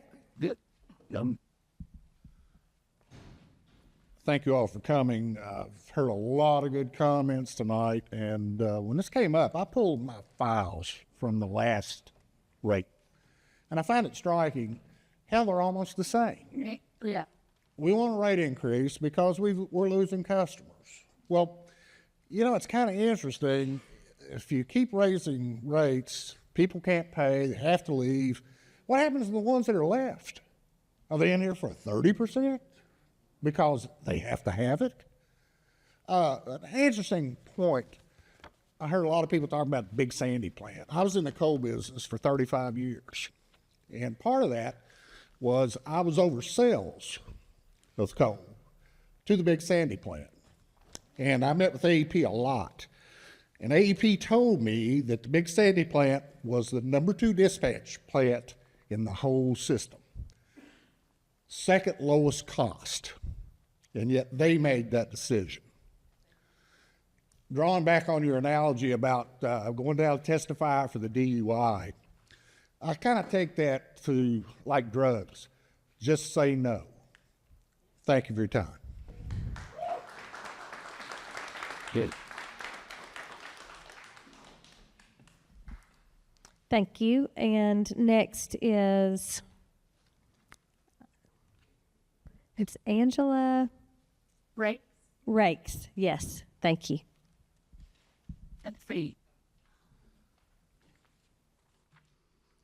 Hello, my name is Angela Rakes. It's right up my eyeball. I am a little bit mighty person. Thank you for that. Full disclosure, I used to work for AEP, and this is an unacceptable rate increase. They just had a rate increase in 2004 where they asked for 18.8% raise and ended up, your commission, thank you very much, set the rate at what was at 566%. Well, then a few months later, they ask for a securitized rider, Jesus, and that was 6 point something percent, so 12% total. The ones that we are fully aware of that they got in 2004. Now they're back 2005. Our economy is crap. We have a large proportion of people that are on disability, senior citizens. I myself have a brain tumor that I take medication for and will for the rest of my life. So yes, I draw disability because I can no longer work. I make, full disclosure, $1,184 a month Social Security. And do you know why I make that amount? Because I struggled my whole adult life trying to work and raise children with not one, not two, not three, 4 brain tumors at the base of my brain. Now to look at me, I look fine. This is a burden. AEP is not a soft, fuzzy milk and cookies company.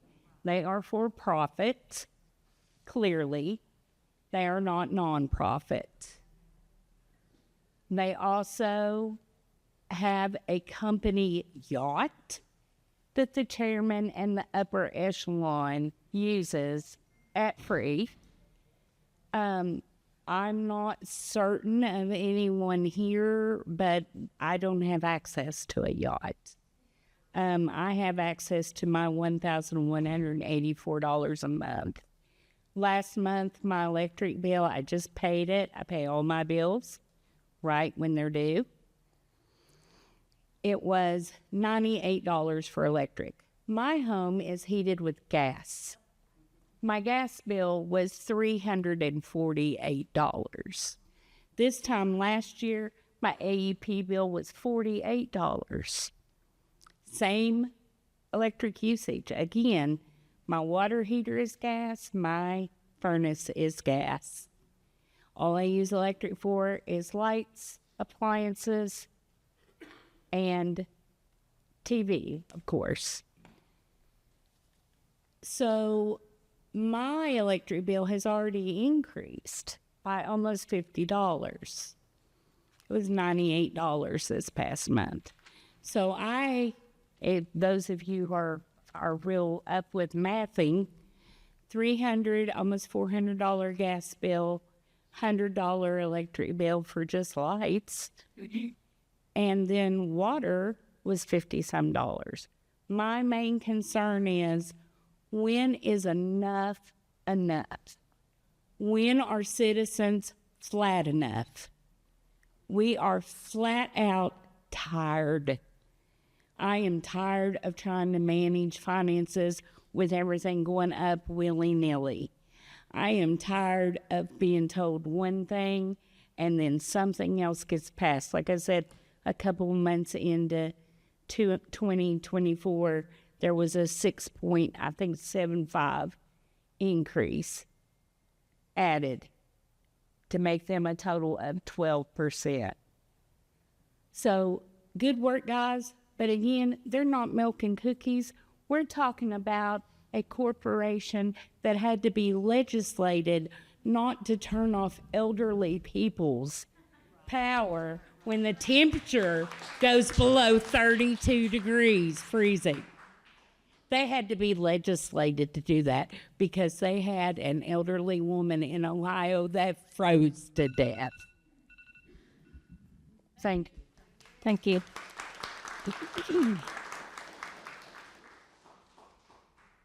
Thank you. And next is Christy Bell. Oh, and they fired me because of attendance.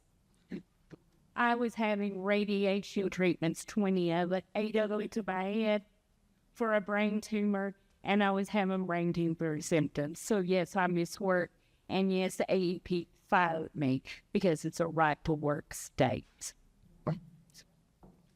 Hi, I'm Christy Bell. I live here in Ashland. Hey, everybody. Moved here about 7 years ago from Northern Virginia. I actually work for the federal government. I worked for Homeland Security for almost 8 years. Different administration back then, different world. Here's the thing. I had the choice in my electric companies. Had a choice on who I got to have provide my electricity. It was a big deal. It was a really big deal. So at the end of the day, I didn't get price gap. And I'm not saying that all the information you guys have been given is good, bad, ugly. I'm saying there are other options. There are other options, right? Okay? And I think that a lot of times they only focus on what we know, right? What's currently on the table, right? There are other options. Cooperatives are an option, okay? And they have been proven to run time again. The reason that the jail fell through when they tried to sell, remember that in 2023? Was because of the rate hike. They anticipated the electricity rate hike that would happen. But the government said, we don't think that we want the people in this distressed community to absorb that. So it was pulled off the table. And since that happened, I apologize for that. Okay. Anyway, since that rate hike was literally pulled off the table by the federal government in 2023, what has happened is AEP has come back to the table to the local commission, and it's continued to happen anyway. The rate hike that the federal government would have been involved with because of the cell fell through, right? 2-year cell, that stopped. I'm sorry. They stopped it. That's right. They stopped the cell. It fell through. They stopped the cell. And I apologize to AEP. They really wanted that to happen. It is what it is. At that very moment, cooperatives could have been an option.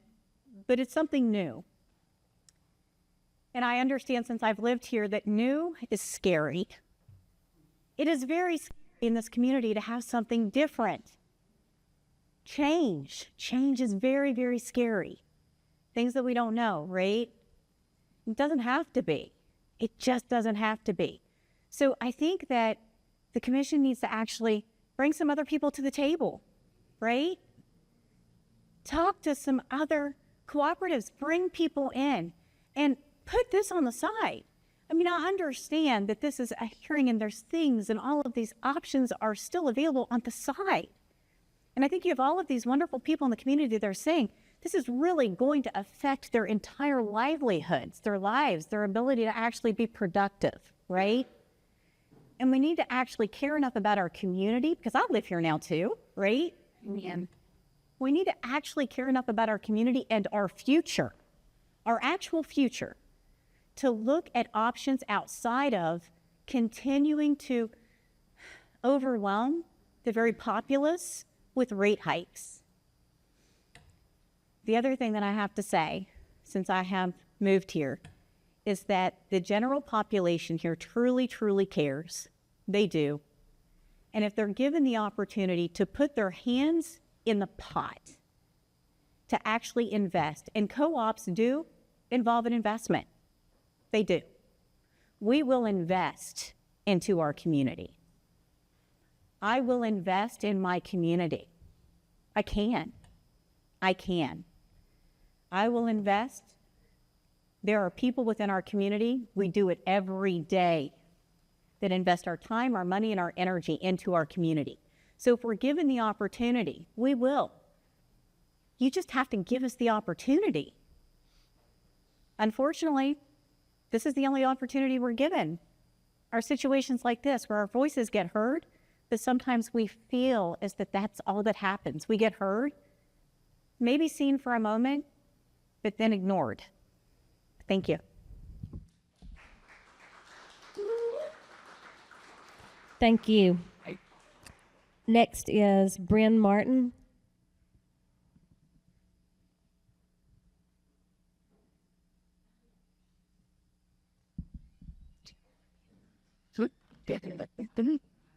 Can't take this somewhere, but we're kind of somewhere. Thank you. You all have been so patient. You've been here all evening, and I thank you for doing that. I don't know if you get paid or is this part of your salary, or some of you are doing some volunteer work, but I thank you. I thank all of you for coming here, because sometimes when they have these, you don't have this room as full. Isn't that right, Suzanne and Paula? And sometimes it's because it's further away, and I'm glad you took advantage of that, because we need to speak up. Our voices, isn't that right?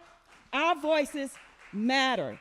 And the people that we care about in our communities, in our homes, they matter. Now, some of us might not have to worry about our utilities getting shut off, but has anyone in here ever had to experience that? Not shut off, not just shut off, but just didn't have it because your heater broke or whatever. You know, you had to wait for someone to come out and fix it, right? I know I'm not the only one. Okay, some people are embarrassed to even say that. So imagine what people are going through when they worked most of their lives and they have to struggle just to get heat and don't want anyone to know it because they feel ashamed. Now, they are not the ones that should be ashamed. The utility company that is making millions of dollars off of their backs should be ashamed. Now, we are here to let you know that we are not settling for that. It's not just my home. It's my neighbor's home. It's that elderly person who has to walk around. Y'all might think I look kind of cute today, but I'm warm. And a lot of people don't know what that feels like, especially in their own homes. Because we had to get our utility fixed or our heater repaired or whatever, I had to put on a coat. Right? I had a big blanket around the house. That's no way to have to walk around, because then sometimes what do? You have these space heaters. So when you're walking around with all this extra fabric dangling, you have a better chance of what? Catching fire. So a lot of people and elderly people are dying not only from the cold, but our families, our children are dying in fires. Why? Because some rich person who doesn't have to sit in our cold houses, right? Where do they go in the winter? Some of them are off in Florida. Some of them are off to other vacationing. They probably don't even sit down long enough to think about what some of your friends and your parents and your community who's paying taxes are going through.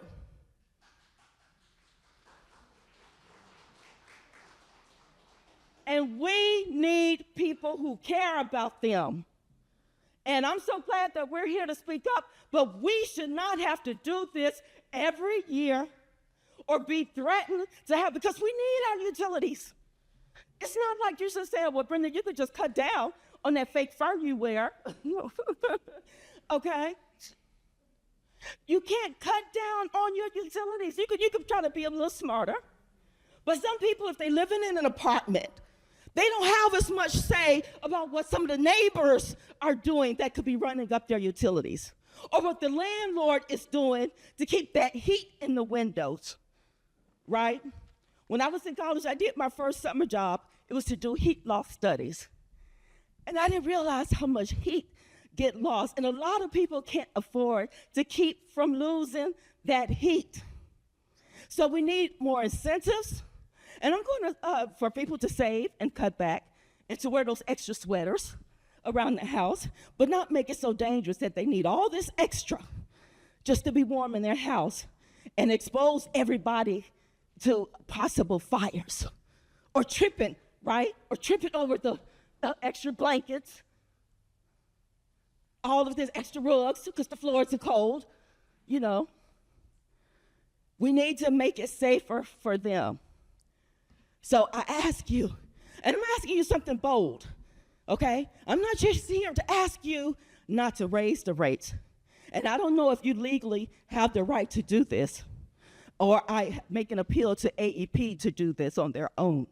But I ask most bodaciously that they reduce, not just the amount they want to raise, but they reduce the amount we're paying now. It's like you said, it already went up 40%. And there need to be some penalties for them constantly coming back while they're paying CEOs millions of dollars, asking people to constantly pay more. We have enough to do to try to survive. Keeping up with the new bills. Then we got to run to Frankfurt for this. We got to run to our county clerk fiscal meeting for this. People are tired, and they are getting sick and tired, and some are dying, just so a few more people can get richer. So we ask you to consider that. Thank you. Thank you.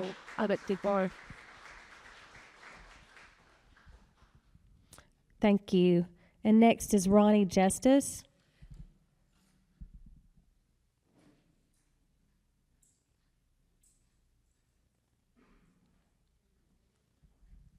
Ronnie Justice. Okay, I see it. We do. Like the women.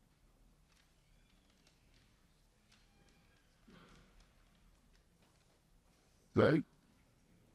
Then, everything. Hello? My name is Ronnie R. Justice. I live in Phyllis, Kentucky. And the reason I came down here this evening is I want to mention about, first start with AEP. They own Kentucky Power. And I found on the internet they also own 6 or 7 other power companies throughout our area in the southeast. And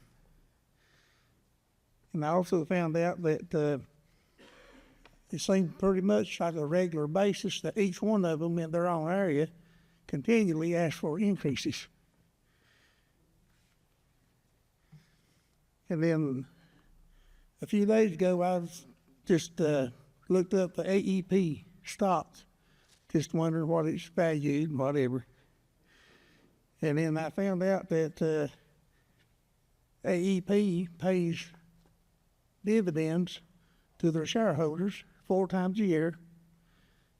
And then for 2025, the total was $3.74, I think. But what that amounts to for 2025, the 4 payments total $2.1 billion AEP paid out to their shareholders. And everybody asks, or they say, was that it's with the B. Well, you could only spell billion with the B. And I also found out, well, I've got listed here the last 10 years, the amount that I found that AEP give to their shareholders. 2024 is $1.9 billion, 23, $1.76 billion, 22, $1.63 billion, 2021, $1.5 billion, 2020, $1.4 billion, 2019, $1.34 billion, 2018, $1.25 billion, 2017, $1.2 billion, and 2016, $1.1 billion. And then I added those up. The last 5 years, they give out $8.89 billion to their shareholders. And then the total for the last 10 years is $15.18 billion that American Electric Power handed back over to their shareholders for the privilege of holding their stock. I'd like to have a couple million myself. And then today I looked around and found the top 2 shareholders for 2025 got a total of $364,864,601. That's 2 groups of people.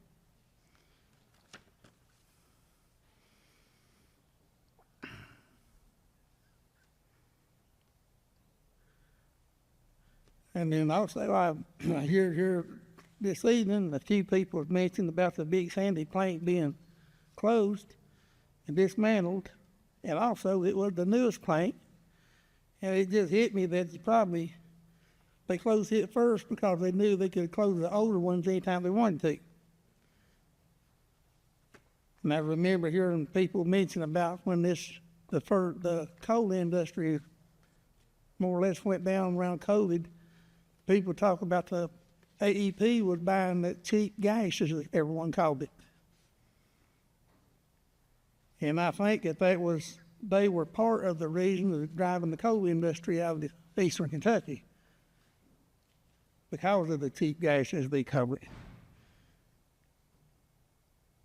And then again, I've seen that the CEOs get like $20 or $30 million a year for being a CEO.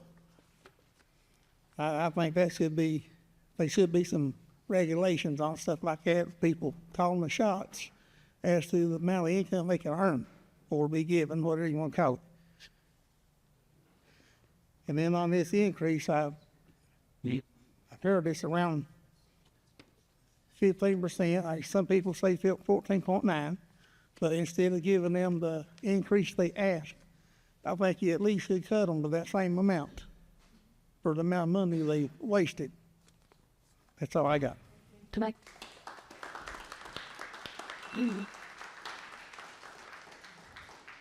Thank you. And the next is Benjamin Hurley.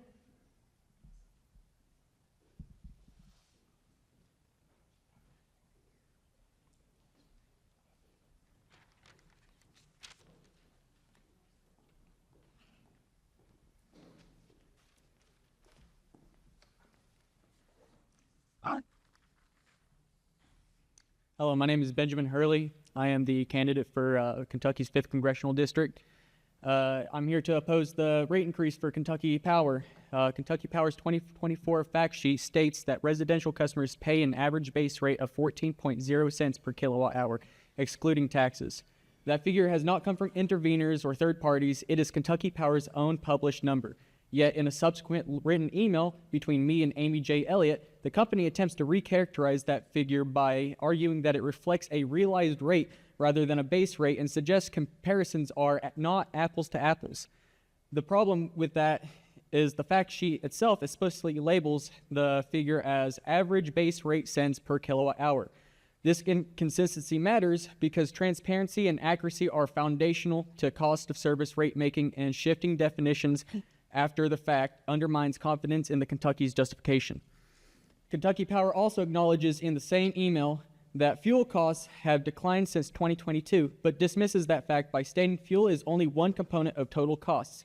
However, the record in this case shows that commission staff are still actively probing payroll, executive compensation, depreciation, return on equity, customer charges, and affiliate allocations precisely because the company has not demonstrated with evidence that rising costs outweigh declining fuel and purchase power expenses.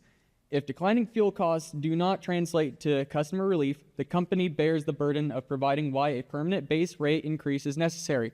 That showing has not been made. The company's own audited financial statements further weaken the claim by necessity over the last several years, including periods of declining sales and economic disruption. Kentucky Power has continued to report positive operating income and net income. For example, approximately $63.1 million in 2018, $46.7 million in 2019, $36.9 million in 2020, and $41.2 million in 2021. These are not the financials of a utility unable to provide safe and reliable services absent of a double-digit base rate increase. Importantly, affiliate exposure did not end when the power agreement expired. Kentucky Power continues to incur significant affiliate-related costs through AEP transmission arrangements, service company charges, and shared administrative allocations, including tens of millions of dollars in transmission-related charges in recent years. These costs flow directly into customer rates and remain subject to prudence review, minimalizing affiliate exposure and narrative explanations while those costs remain under active investigation, raising legitimate ethical concerns about risk shifting and accountability. Kentucky Power also argues that declining customer counts creates upwards pressure on rates. While that may be mathematically true, it is not by itself a justification for shifting system risks onto remaining customers, particularly through higher fixed charges that customers cannot avoid. Commission staff and interveners are actively questioning whether the proposed rate design weakens the link between usage and bills and accelerates further customer loss. Raising rates because customers are leaving risk creating a self-reinforcing decline, not a solution. Finally, the company points to assistance programs such as HART, THAW, FlexPay, and weatherization as mitigation. Yet the company acknowledges in writing that charitable contributions are not included in rates, that FlexPay is a payment mechanism rather than bill relief, and that these programs are predate this rate case. They are not funded by the requested base rate increase and therefore do not justify it. Commissioners, based on Kentucky Power's own fact sheet, own audited financial statements, and own written explanations, the company has not demonstrated that this rate increase is necessary, proportionate, or ethically justified. The record shows recent material affiliate power purchases, ongoing affiliate cost exposure, declining fuel costs without customer relief, and internal inconsistencies in how affordability is addressed. I respectfully urge the Commission to deny these requests and increase the required and more complete and transparent showing before imposing additional burdens on Eastern Kentucky customers. Thank you for your time and consideration. The one last thing I want to say to anyone here is that if you are a candidate, legislator, or a field rep, this isn't a partisan issue. This is an Eastern Kentucky issue. Do not come here talking about Obama or Trump and shifting the blame. We need to address these issues based on the utility, not on to the administrations. Thank you. Good.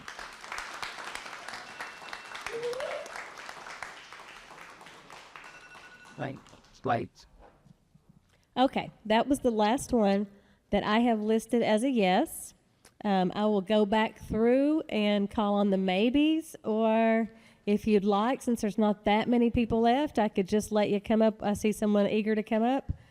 Come on up, and then if whoever wants to go next can go right behind him. Hello. Thank you all. I'm Larry Hamlin. I live in Cannonsburg, Kentucky. What I keep hearing about all this money sounds like they need management. They need management that's used to a competitive environment, not a regulated utility. Because I spent 18 years of my life at that regulated utility. I worked through engineering design, marketing, and line superintendent. Continually got promotions. Worked really hard. And then I got to noticing there was a young lady talking about waste. She's 100% correct. This area, they need to have a site committee, somebody to oversee their management. There's none. I wrote work orders, $30,000. Nobody ever looked at them. They put them in. Were they right? Maybe. Guys got promoted from linemen to managers. They have no financial backgrounds. They just got a job. That really needs to be looked at.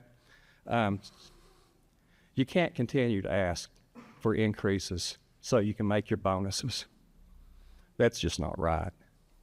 Once I left AEP, I went to competitive environments with chemical companies. Completely different management, leadership. The leadership was there. AEP, just get off the property, get out there, go do something. If it's right or if it's wrong, don't be on the dock. Guys, don't let them do that to us, please. Tell them no. Tell them that we're asking for new management. Amen. Thank you very much.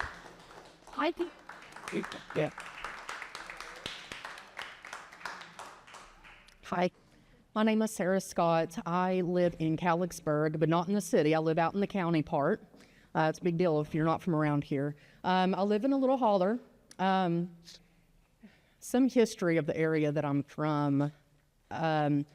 A lot of land out there, a lot of elder generations that have died off, and younger, the families had sold off the properties and built these, at the time, $100,000 houses. Now they're worth probably millions. But there I am, still in the middle of this little holler with all these mansions around me. Not really mansions, but that's what I call them. Years ago, a little story, I was a young mother, me and my husband, young children, and we lived in this trailer, same area, same spot. And poor, our dryer went out. We didn't have money. We don't have family or someone to give us a dryer. We couldn't work any more jobs to afford a dryer. And so I did what people do out here. I hung my clothes outside. Loved it. Loved it so much, I saved money on my utility bill. And I was like, eventually we'll get a dryer. I started hanging my clothes outside in the winter. Tell me, have you all ever had to hang your clothes and freeze dry them, heat them up on a kerosene heater? I had, and I'm young. I'm still considered young. I'm 40, well, I'm in my 40s, 41. And so here I am in my 20s because I have to survive and provide for my kids and wash our clothes. I'm freeze drying my clothes outside in the yard, and just for us to have clean clothes. I've already had to do that. Well, my electric bill went down. Well, guess what? I got a bill, and it was so high. I called them, and I said, why? I can't even afford this electric bill. Why did it go up? I don't have a dryer. And the lady laughed at me. She laughed at how poor I was and said, you're lying. And I said, honey, I'm telling you, I'm not. They sent someone out to investigate because she said, all my other neighbors that live in these nice homes, they're paying $400, $500, $600. You're paying like $150. How does that make sense? I said, you come out here and check. And she did. I heard the man outside from my porch hollering at someone saying she's not lying. She does not have a dishwasher. She does not have a dryer. They have a refrigerator, they have a stove, and they have a hot water tank. Tell me why. Like, the guy was so upset about it. He signed me up for that program where they came in and put some insulation in. I was very thankful for that. So grateful that that was an opportunity that other poor people might have to get insulation into their homes to keep them and their families warm. Now, move forward some years, my electric bill, knock on wood, has been staying down. No, I mean, it could be better. If I do another the rate increase, what am I going to have to let go of? Am I going to have to take my dryer back out of my house? Am I going to have to start? I am not ashamed to say that I've had to do that, and I'm willing to do it again. But I'm going to be getting older. What are my neighbors who are older than me? What are they going to do? How are they going to go out and hang their clothes on the line, or not have a hot water tank? And like some people, and one gentleman that was here said that he's seen people living in rooms with one light and all these things that people said, like back before my time, that's already happening. Some other lady said that people are ashamed to stand up here and bring up these concerns and the things that they are ashamed, because there's people living worse than me. I don't have no problem. You know how some generations laugh at their parents because they've been through the wars, they've been through this and that, and they keep every screw, every nail, every piece of board that might just fit. I'm turning into that person because I've lived a poor life that I have to prepare myself if it happens again. My kids make fun of me because I keep a trunk of just blankets. Those blankets I use to hang up on the doors. I use those blankets to hang up on the windows. And it's not that I need to insulate my house better. It's not that I need to, just more better things that can keep my power low. No. These increases that AEP keeps asking for is where if I didn't have to do all those, maybe I can afford to change my home a little bit and add something new that would help decrease some of these things. But no, their rate increases are constantly taking money from families who need to use it somewhere else and not in their pockets. That's all I have to say. Thank you.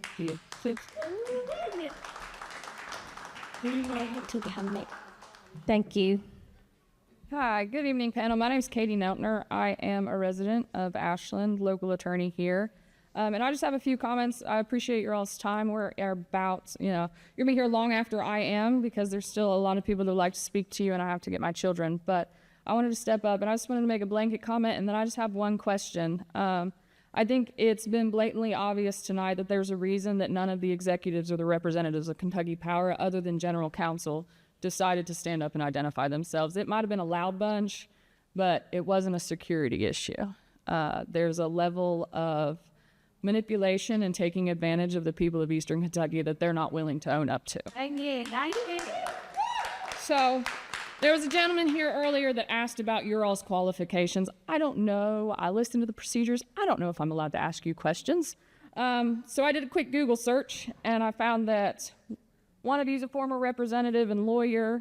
One of you is a former executive in telecommunications, and then Mr. Wood, it said legal professional. I assume that means lawyer, but your bio was very small, so I mean no insult by that, but that's what it gave me. So we've got experience and we've got intelligence on the panel. You've already heard about the people struggling. You've heard about the vulnerable children, those on fixed income, seniors on Social Security. You've been given the numerous examples, but I need you to understand that that is the norm and not the exception. Yeah. So, I myself am not a numbers guru, okay? Don't ask me to do simple math. It's not one of my strong points, but it's already been established that there already exists a significant profit margin for Kentucky Power already. So my only question to you is that I looked up fair, just, and reasonable for Kentucky Power, meaning that that is the standard that you three are to apply, fair, just, and reasonable under the statute. And I was given a lot of information in my short little time over there reading while so many other people were talking. And one of the things that stuck out, it says that fair, just, and reasonable means that for Kentucky Power Company, that rate increase acts as a legal guarantee of financial viability. So my one question is to you and to Kentucky Power, at what percentage of profit at the expense of Appalachia does Kentucky Power need to hit for you as judge and jury to determine that they are financially viable? Amen. Amen. They've already established the millions and the billions with a B that the parent corp has. So that's my question to you, because you will be the determiner of that. Is it a 6% profit margin? Is it 8? Is it 10? And at each percentage, each tenth of a percentage, you're breaking the backs of the Appalachian people. Amen. Thank you for your time.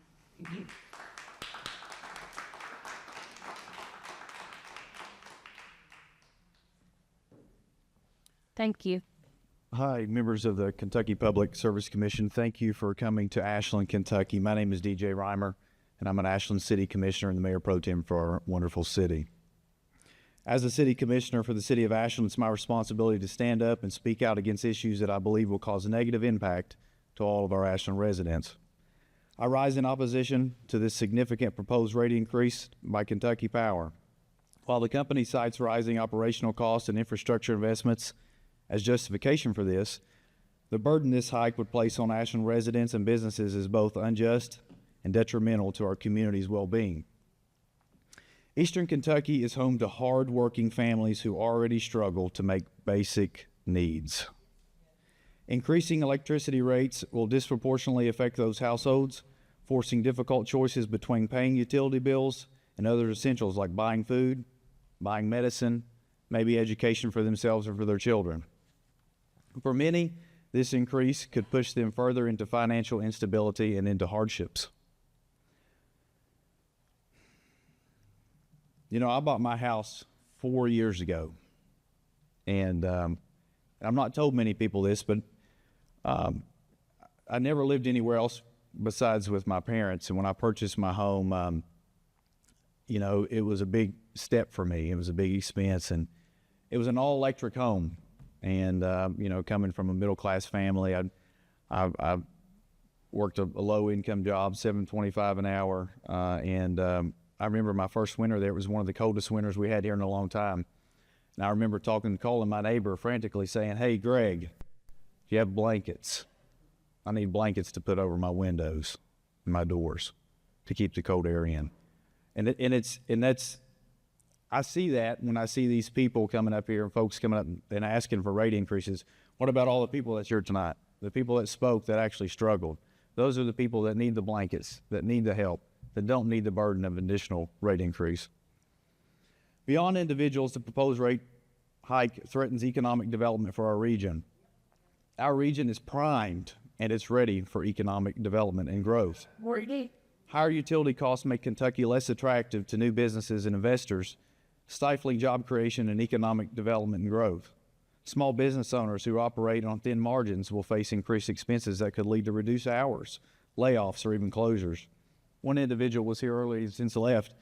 He said he pays $1,000 a month for his thrift store electric bill. He said this increase is going to be very tough for him and his business to handle. Let me make this clear. Electricity is not a luxury, but a necessity. The Public Service Commission, you guys, have a responsibility to protect customers and customers from excessive financial burdens, especially those that the least able of us can absorb. Approving this rate increase at a time when many are still recovering from economic challenges would be a step backwards for Kentucky families, for Eastern Kentucky families, for Boyd County residents, and for my citizens and my citizenry here in Ashland, Kentucky. I urge the Commission to carefully consider the real-world impacts of this proposal and prioritize affordable, fair utility rates that support both residents and economic vitality. Alternative solutions such as cost efficiencies or phase adjustments should be explored to avoid placing undue strain on our communities. Thanks for hearing us out today. Thanks for coming to Ashland. And hopefully you gentlemen and ladies can make the best decision for our citizens here in Ashland. Thank you.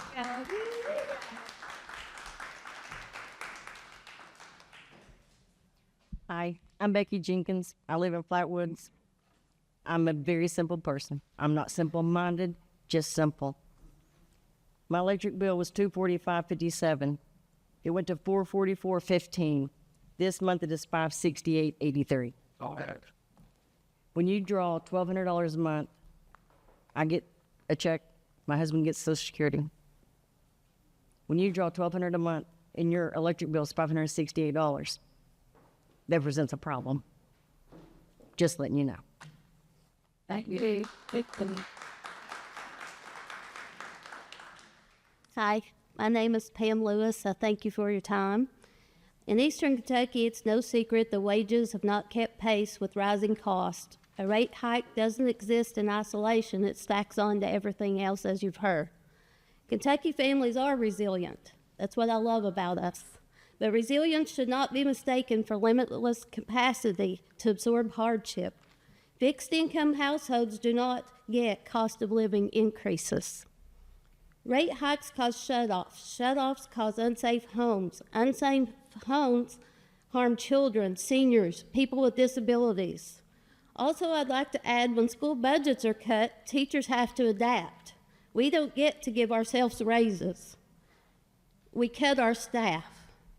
And I don't know about everyone else. This year I bought a Squishmallow for my students. I also bought my first carbon monoxide detector, because I have students that are living in homes that are being heated by kerosene heaters. I had a student last year that their family lost their home. Her and her 5 siblings came to me for assistance because they were trying to heat with a kerosene heater and got the blankets too close.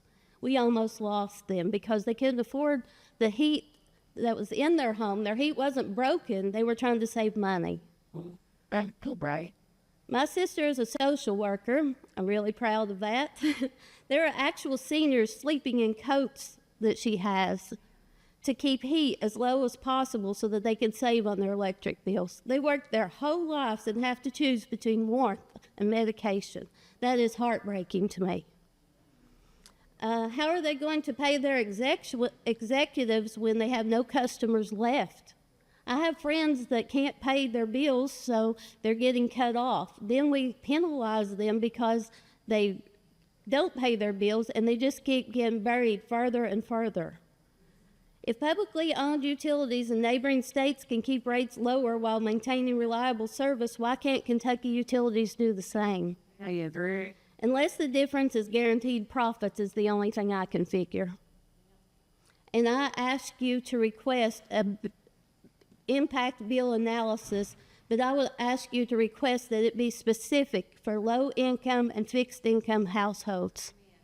And one last thing, my mom is on oxygen, and you don't know scary until you have a several-hour power outage. And she gets one backup green tank, and that's it, because her insurance will not pay more. That's scary. Thank you for your time. Please make the right decision for the people of northeastern Kentucky. We're counting on you. Thank you.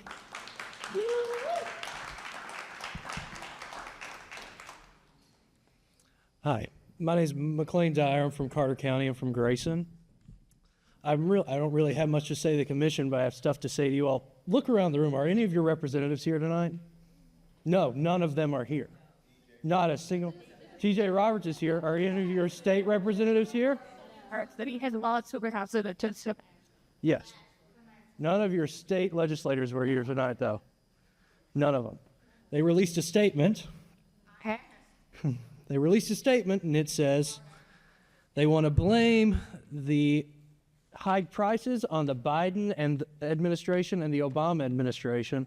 They don't want to talk about the fact that AEP has been raking in billions of profit every single year on the backs of their constituents while they go to Frankfurt and take away those regulations. They don't care. They're not here. And they're not going to come and save you. You have to tell them what you want. You have to fight back. So everybody who's here tonight, thank you for coming, and tell all of your friends to come to other meetings like this as well, too. All right. Thank you. Thank you. All right. Do we have anyone else who would like the opportunity to speak tonight? While someone's making their way up, I want to thank you again for having us in your beautiful city, and to definitely thank all the law enforcement, local officers who came out to make sure that everyone was safe and that no one felt threatened, and we certainly appreciate your time this evening. Go ahead, ma'am.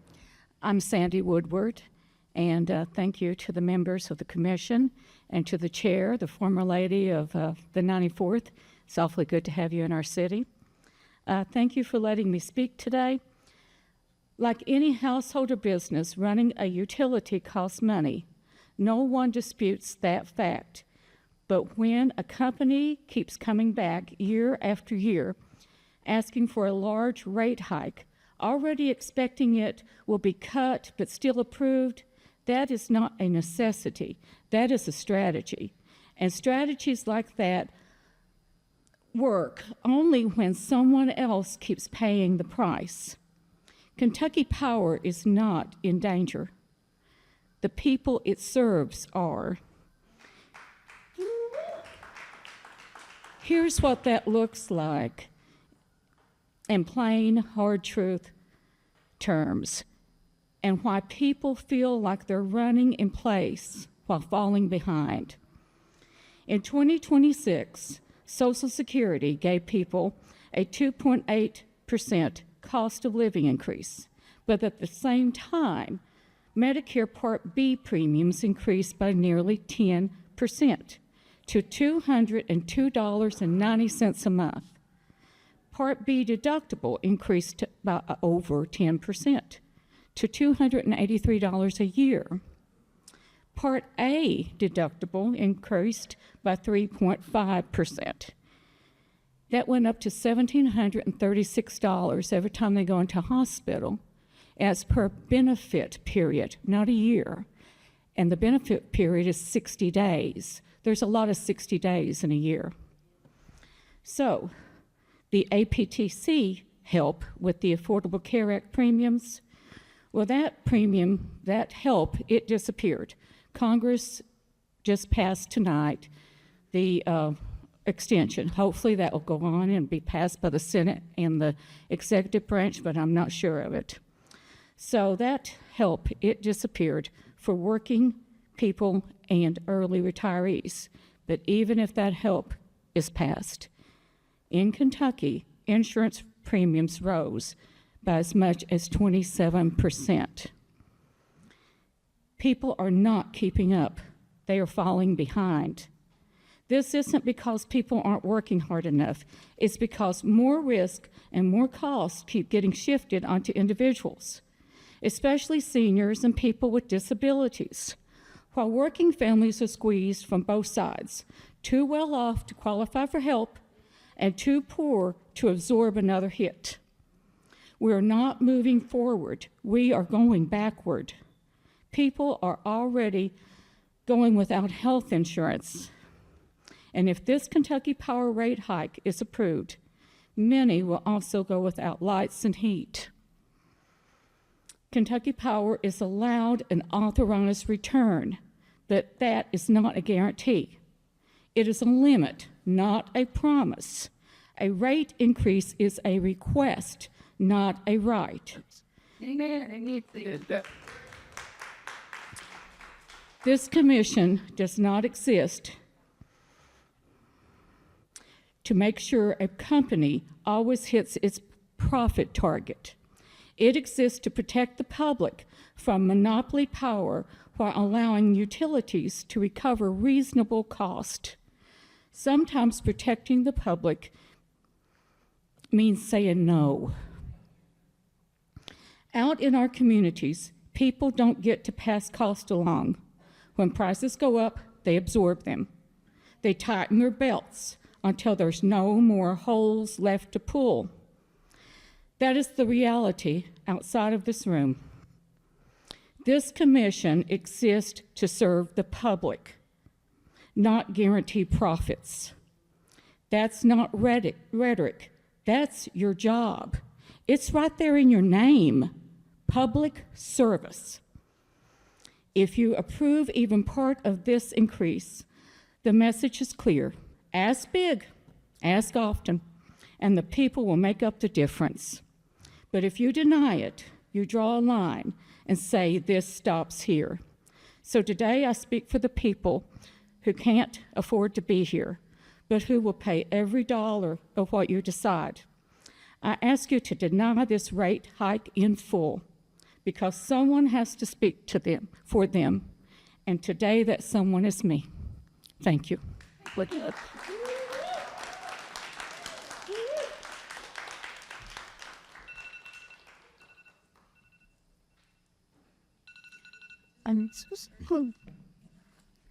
Just a sec. Got it? Yeah, sorry. Hello, my name is Spencer Wills. I've lived in Ashland my entire life. I didn't know I'd be able to make it to this meeting tonight because I was in Ironton, Ohio at a special council to protest an AI data center being built there. So I didn't really prepare anything except what I could type while I was in my seat back there listening to everyone else. I don't know a whole lot about electricity and about power and about how these rates are decided.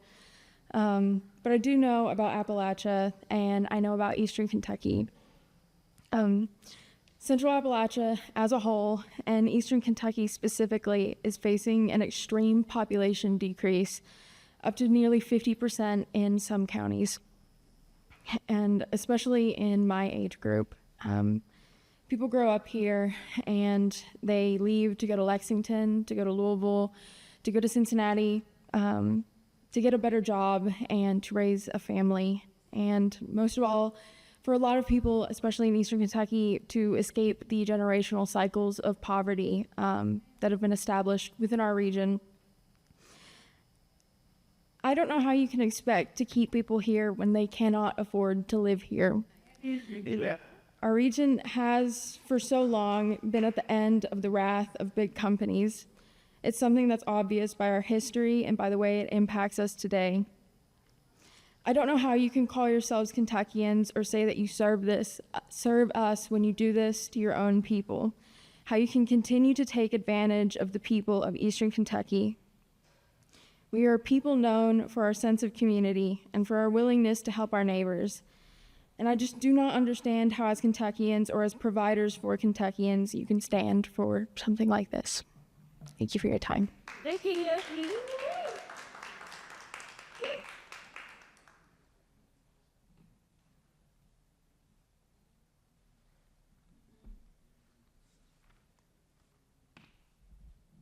Anyone else that would like an opportunity to speak?